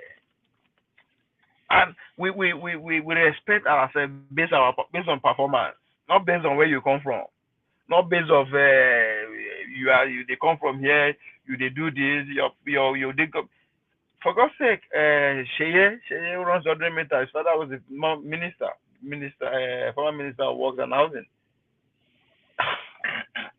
If people don't even know, right? People will recognize that okay, he's been a national champion for how many times now? Now we way they pay attention to news and politics actually knows okay, this name. But nobody give a fuck. We respect you, we discriminate against you, we victimize you, we do whatever bad good against you based on your performance. That guy is too fast, that guy is too John, that guy is too slow. Why in the year? Right? Not because that guy they be Yoruba and I make no. If you are too slow and you make the team and people who are faster than you are left out of the team, it is not because you be Yoruba, be Igbo. You have to do it. Yeah, one of those things. Yeah, that you dey sleep with anybody there, that you don't sell, that money is involved. Just as the football team too, right? Money, na money you buy yourself into the team. They no go carry you because you be Igbo man or be Yoruba man. You know how to play, yes. You know how to play. You get money. That even if you know how to play, you still buy your way in.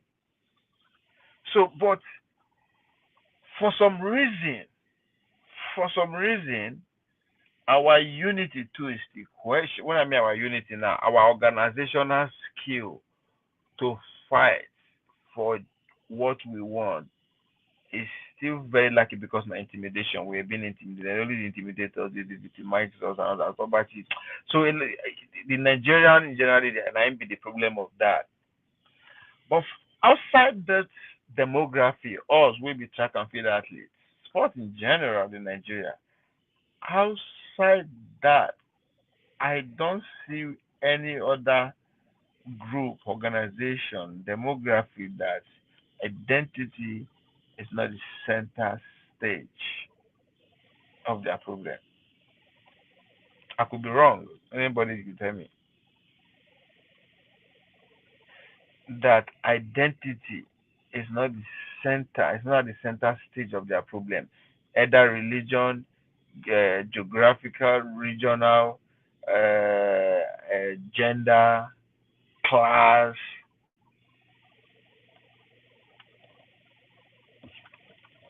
I mean, academy, our academic institutions, our military uniform institution, our is it, I mean, just you name it. Identity is at the center of their problem. Only track camp, only the world of sport. As I said, I mean, if you have any example that is so rampant in the sports world in Nigeria, then because they are not performing, they are not getting the desired results because identity is at the center stage. We cannot say the Nigerian Footballers Federation is not doing well because na Yoruba man na him be the they dey use Yoruba the na Igbo man na Hausa man na Muslim people na Igbo na the Christian people full there. No, the argument has never been that. The argument is that these people who are leading, whoever is in there, they are corrupt. They are eating our money. They are allowing players who are not qualified to buy favor in sexually, monetarily, coercively, whatever.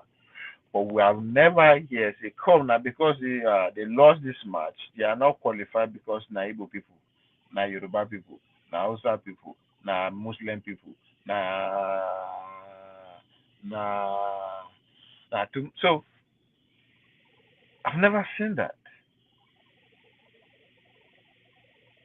So how come? And now this kind of people now we then regard us as dumbest people in among the young people anyway. We sport people they say we don't know anything. Most of us when you tell them say na scholarship you get that's automatically honest okay na if no be say you no be if you no know anything.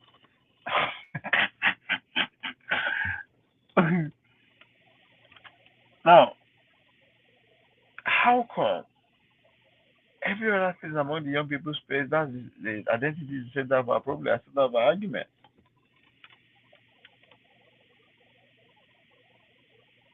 Why? Is it because we want to be like our leaders, our elders? We just felt that the easier way for us to get to that power is to play along that line, that your argument is not superior enough. Challenge me with your ideas. Challenge me with your achievements. Let's go for it.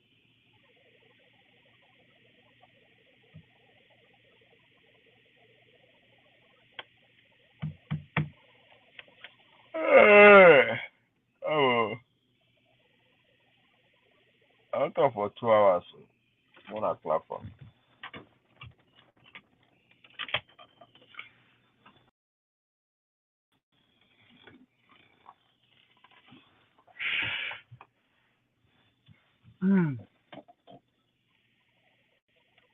Niger man, no fear.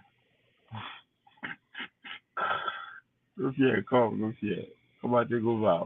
Anybody there? I did my then man of prejudice is sleep. Mr. Boston, you are ahead of the game. Because that means a good morning. I don't say it. Um,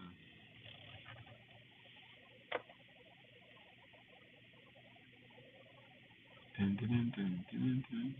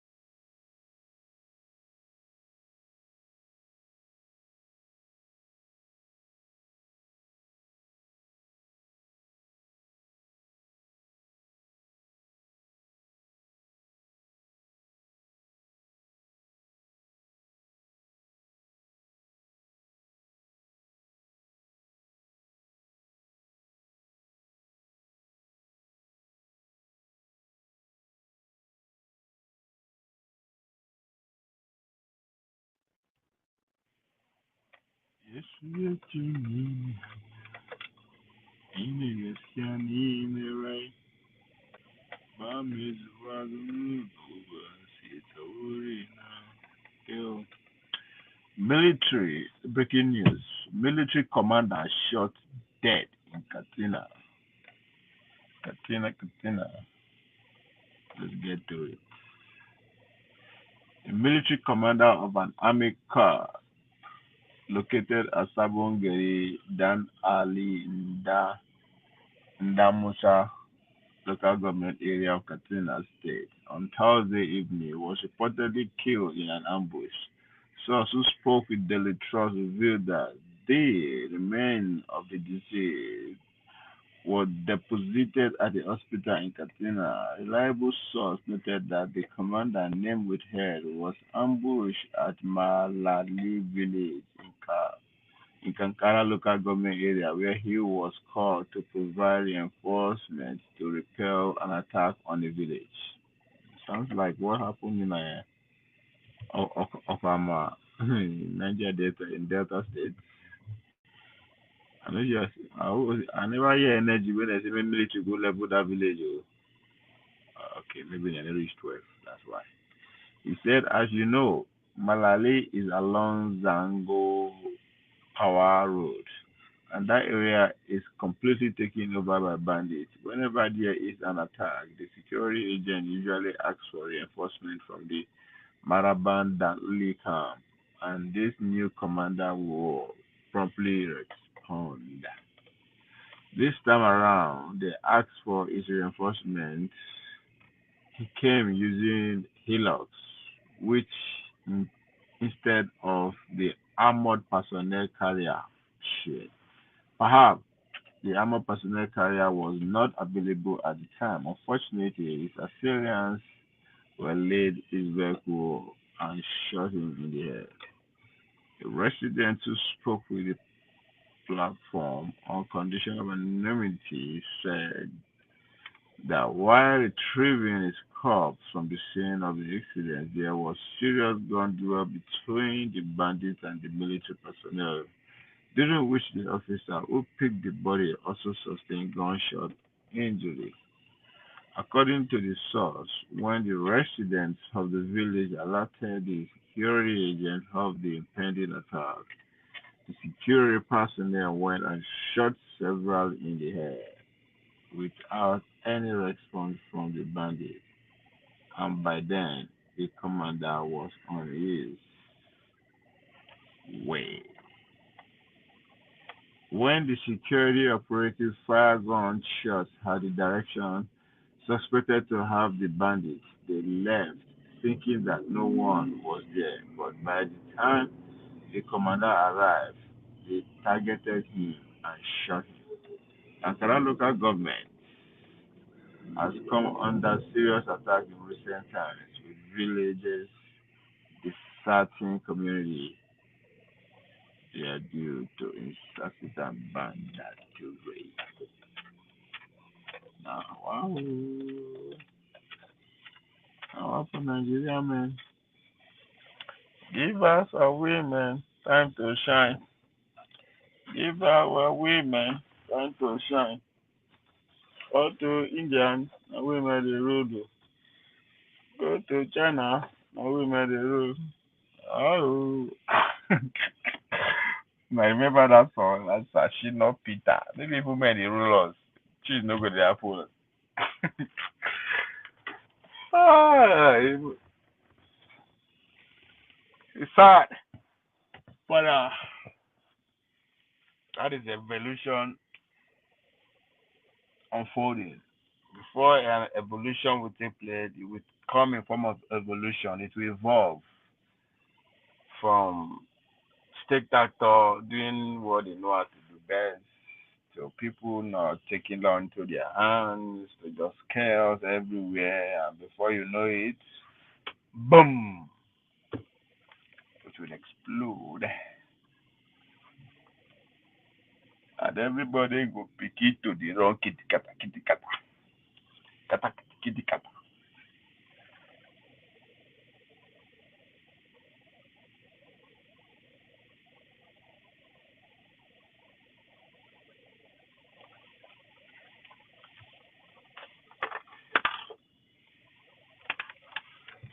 Ah,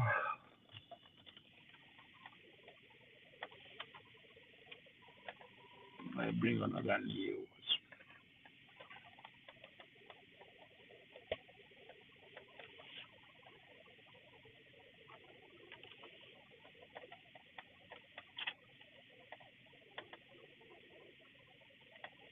Nigeria has high-grade lithium deposit. Tinubu will employ European. I know what that sounds like. What people say. If you have such precious resources that you are claiming to have, now nobody then will come to rush you. What the fuck, man?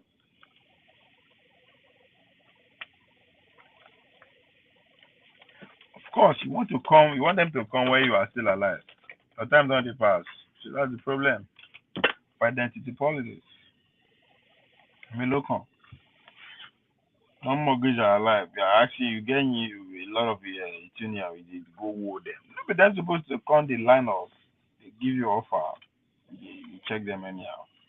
The fuck is wrong with you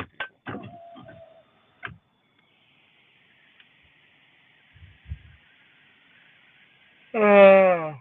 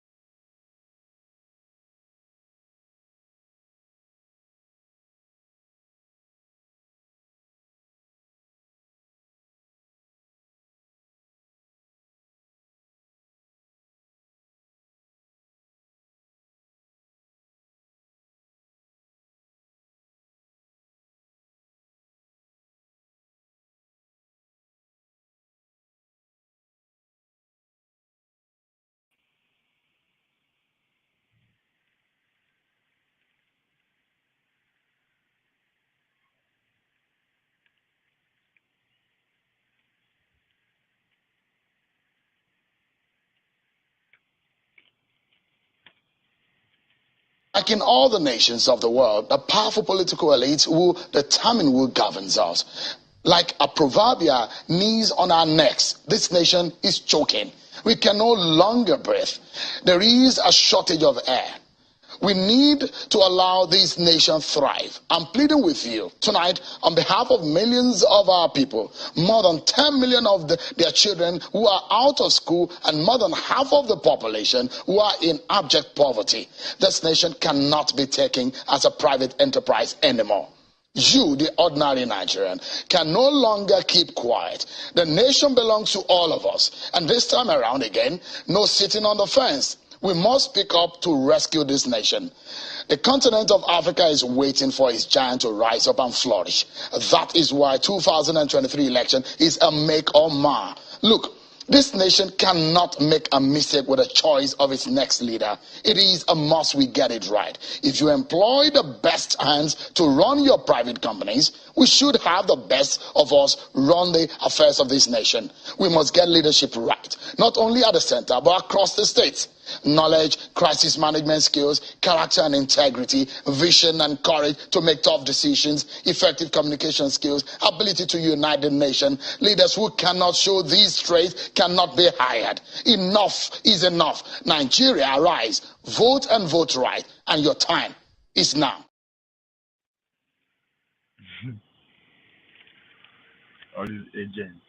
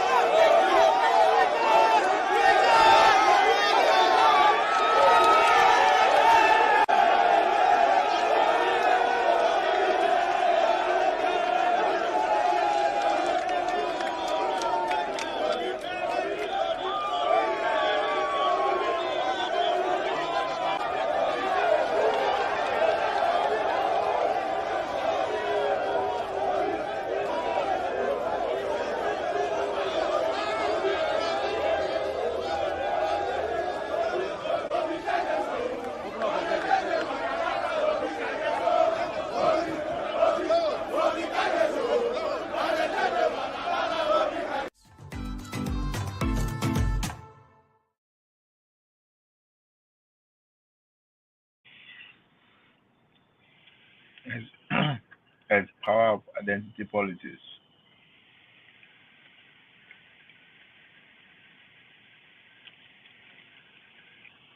If only they were selling ideas, real ideas or achievements,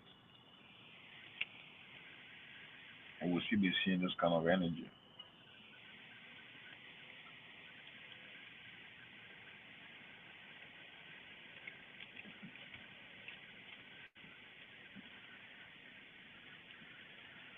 They are preparing again. They will come serve us.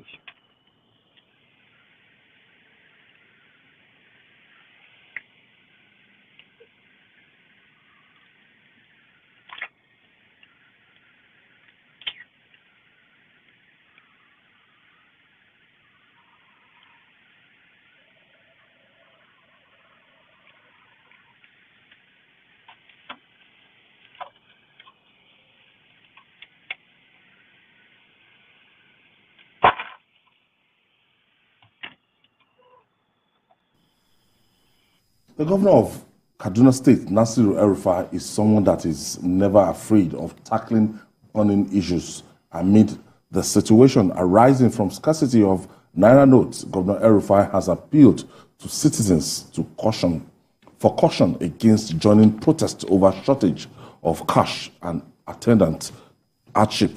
The governor, who insisted that fifth columnists are behind the crisis to scuttle APC's chances in the 2023 elections, assured residents that legal means are being explored to resolve the crisis. Let's share the story. I had advanced intelligence that protests will start in Kaduna tomorrow, Wednesday. I'm appealing to all of you not to join the protests or engage in any violence. Let us know who our enemy is. Our enemy is not us.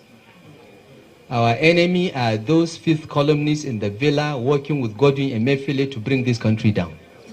And they will fail. This is a deliberate conspiracy against the APC as the ruling party to be blamed for these difficulties. And this is why we came out and revealed what was going on. And the role of the central bank governor as the evil genius behind this conspiracy. He is being used by some elements that want to bring this republic down. They want to bring this democracy down. They want to cause breakdown of law and order. Why are we expected to change 3 trillion in a matter of weeks? And then you print only 300 billion worth of notes, unless you want to create a crisis. Why would you do that?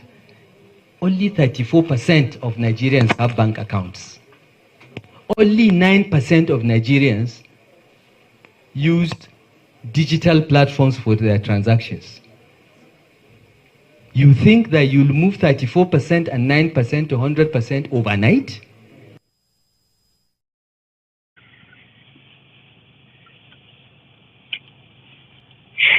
By the time by the time Tinubu come back from Netherlands,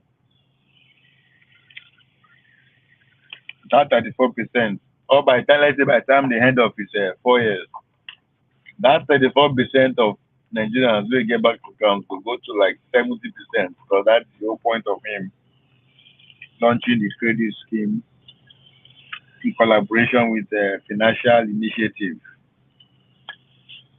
led by US, where this lady, where Queen, where the Netherlands is pretty much in charge. So, Erufai is making a point that can be used as a campaign, as an achievement in the next campaign train. Pay attention, ladies and gentlemen.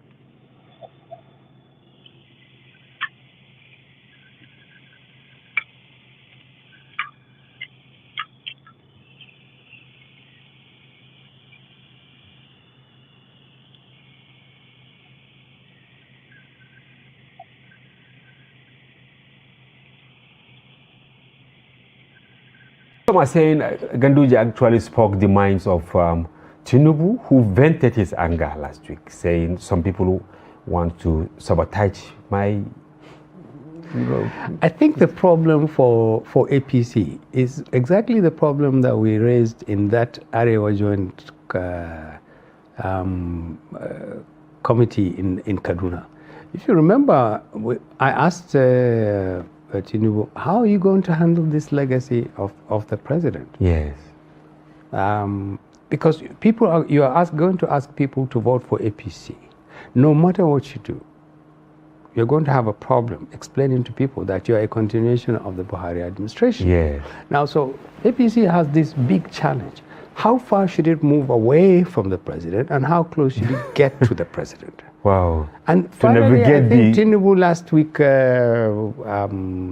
maybe took stock of all these unpopular anti-people policies or developments, anti-people developments arising from either an administration that doesn't care, or the level of incompetence is so intense that people are, the cost of living, the fuel shortage, the Naira exchange at all this time, and what appears to be an insensitive government. And Tinubu says, I know what this is. This is a ploy to get me unelected. Yes. Because people will get angry and they will not vote for me because I'm APC. Yes. And he said, somebody is planning all these things. Later, of course, he made attempts to say that is not what I meant. But we all know this thing. Whichever way you spin it, the APC, Tinubu's legacy is going to be, Tinubu's prospects are going to be affected by the records of President Buhari. Okay, by the record of the...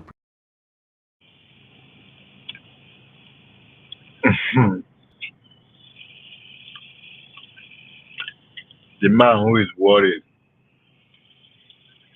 how can Tinubu navigate between distance himself from Buhari at the same time? But today, now one of the top officials in this government, young people, young Nigerians, learn from the masters of the game. Everybody hustle.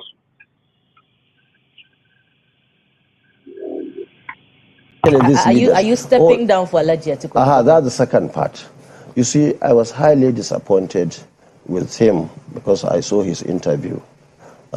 Even though it was not as bad as people, his supporters were going around to say I was. He didn't say anyone, me or Peter was stepped down for him.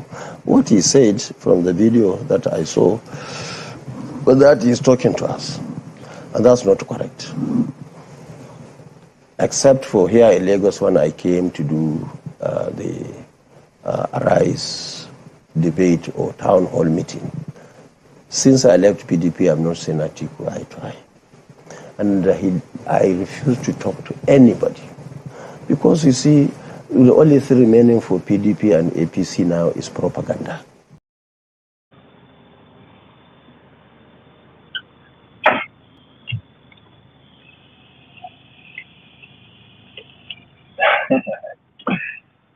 Hey. Oh, my politics.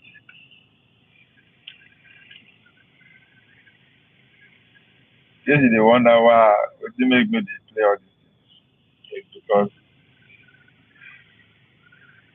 I take break. I want to make noise for the past 2 hours. So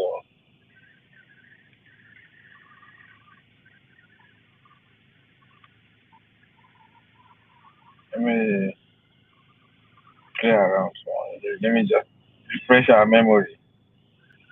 The government of the day, President Buhari, in one of his promises, campaign promises to Nigerians, is what? Stop subsidy. He said so.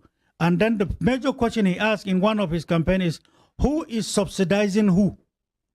When we get there, we'll sort it out. He has been here 7 years plus, subsidy is getting stronger. The question is whose investment is the subsidy? Who is killing the refineries? You are now discovering more oil in Northeast. What is to come? There are already investments going on another type, first of bunkering. Another type, bunkering on land, away and far away from sea.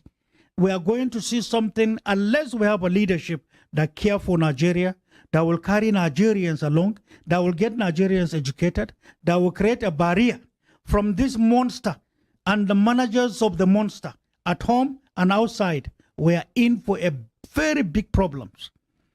And so the tiny little peanuts they are being given, many of our elders, many of those who are opportunistic, they found themselves in places, whether as civil servants or as politicians, are the problems of this country, not the majority poor who don't even know what is going on.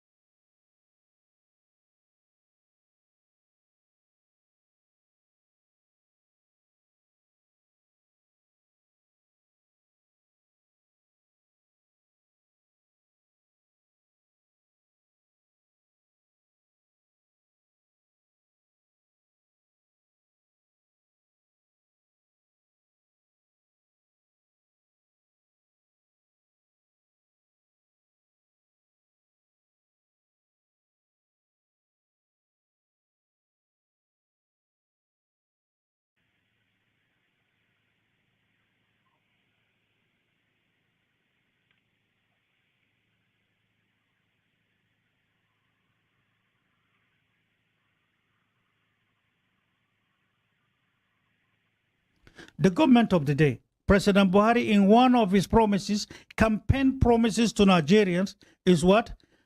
Stop subsidy. He said so. And then the major question he asked in one of his campaigns is, who is subsidizing who? When we get there, we'll sort it out. He has been here 7 years plus, subsidy is getting stronger.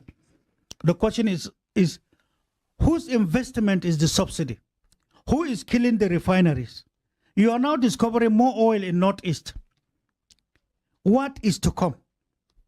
There are already investments going on another type first of bunkering. Another type, bunkering on land, away and far away from sea. We are going to see something unless we have a leadership that care for Nigeria, that will carry Nigerians along, that will get Nigerians educated, that will create a barrier from this monster and the managers of the monster at home and outside. We are in for a very big problems. And so the tiny little peanuts they are being given, many of our elders, many of those who are opportunistic, they found themselves in places, whether as civil servants or as politicians, are the problems of this country, not the majority poor who don't even know what is going on.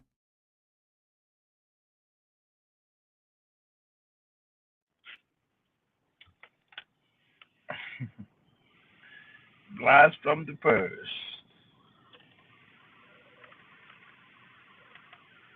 Blast from the purse.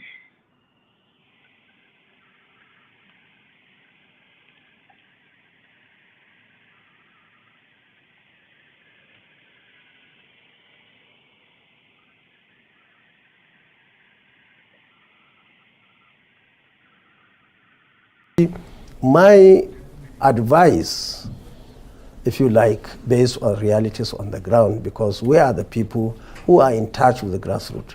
People are suffering. People are worried. And I can assure you, by 31st of this month, there is no way Nigerians, especially people in the rural areas, people with no even banks in their local government, can do this change within the stipulated period.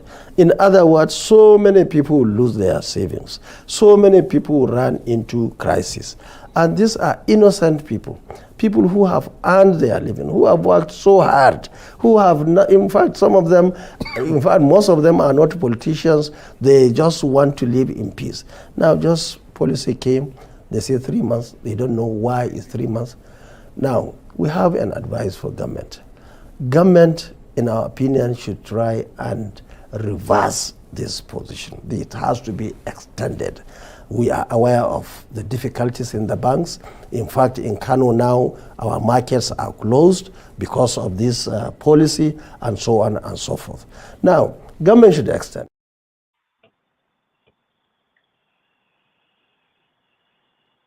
What happened, sir?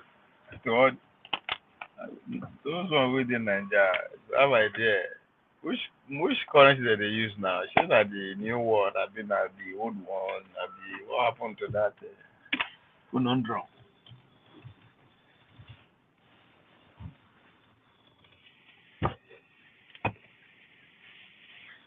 Ah, what happened? I 2023 was a classic. Was a movie, a blockbuster. That movie was a classic.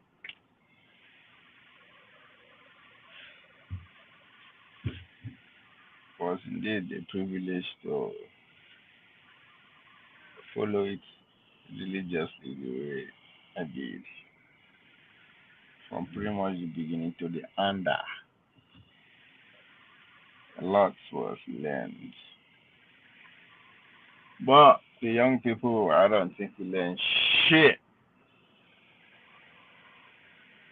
Okay, these men are moving.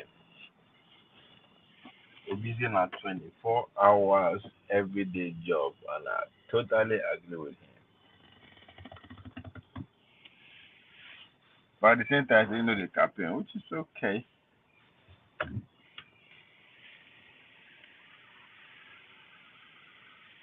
Be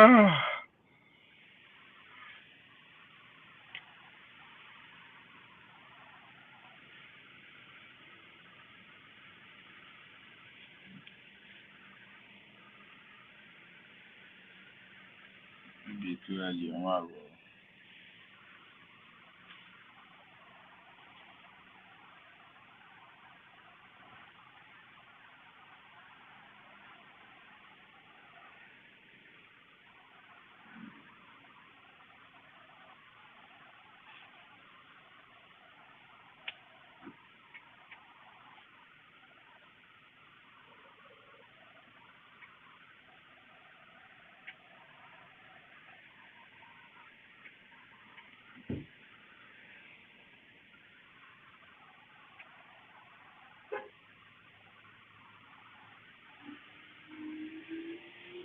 Uh,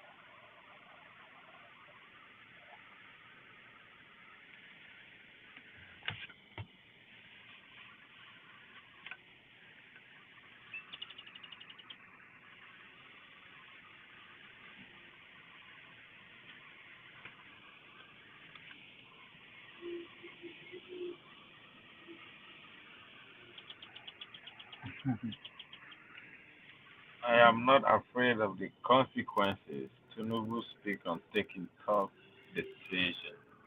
But yeah, let's see what.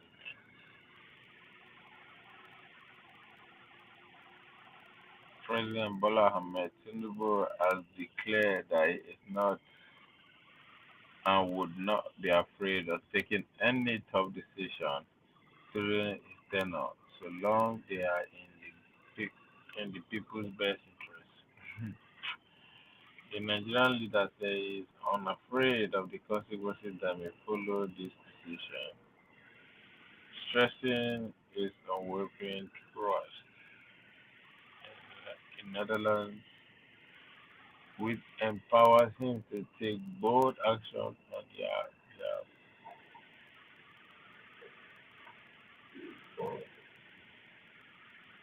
The point Twiggy made this mark matter period sounds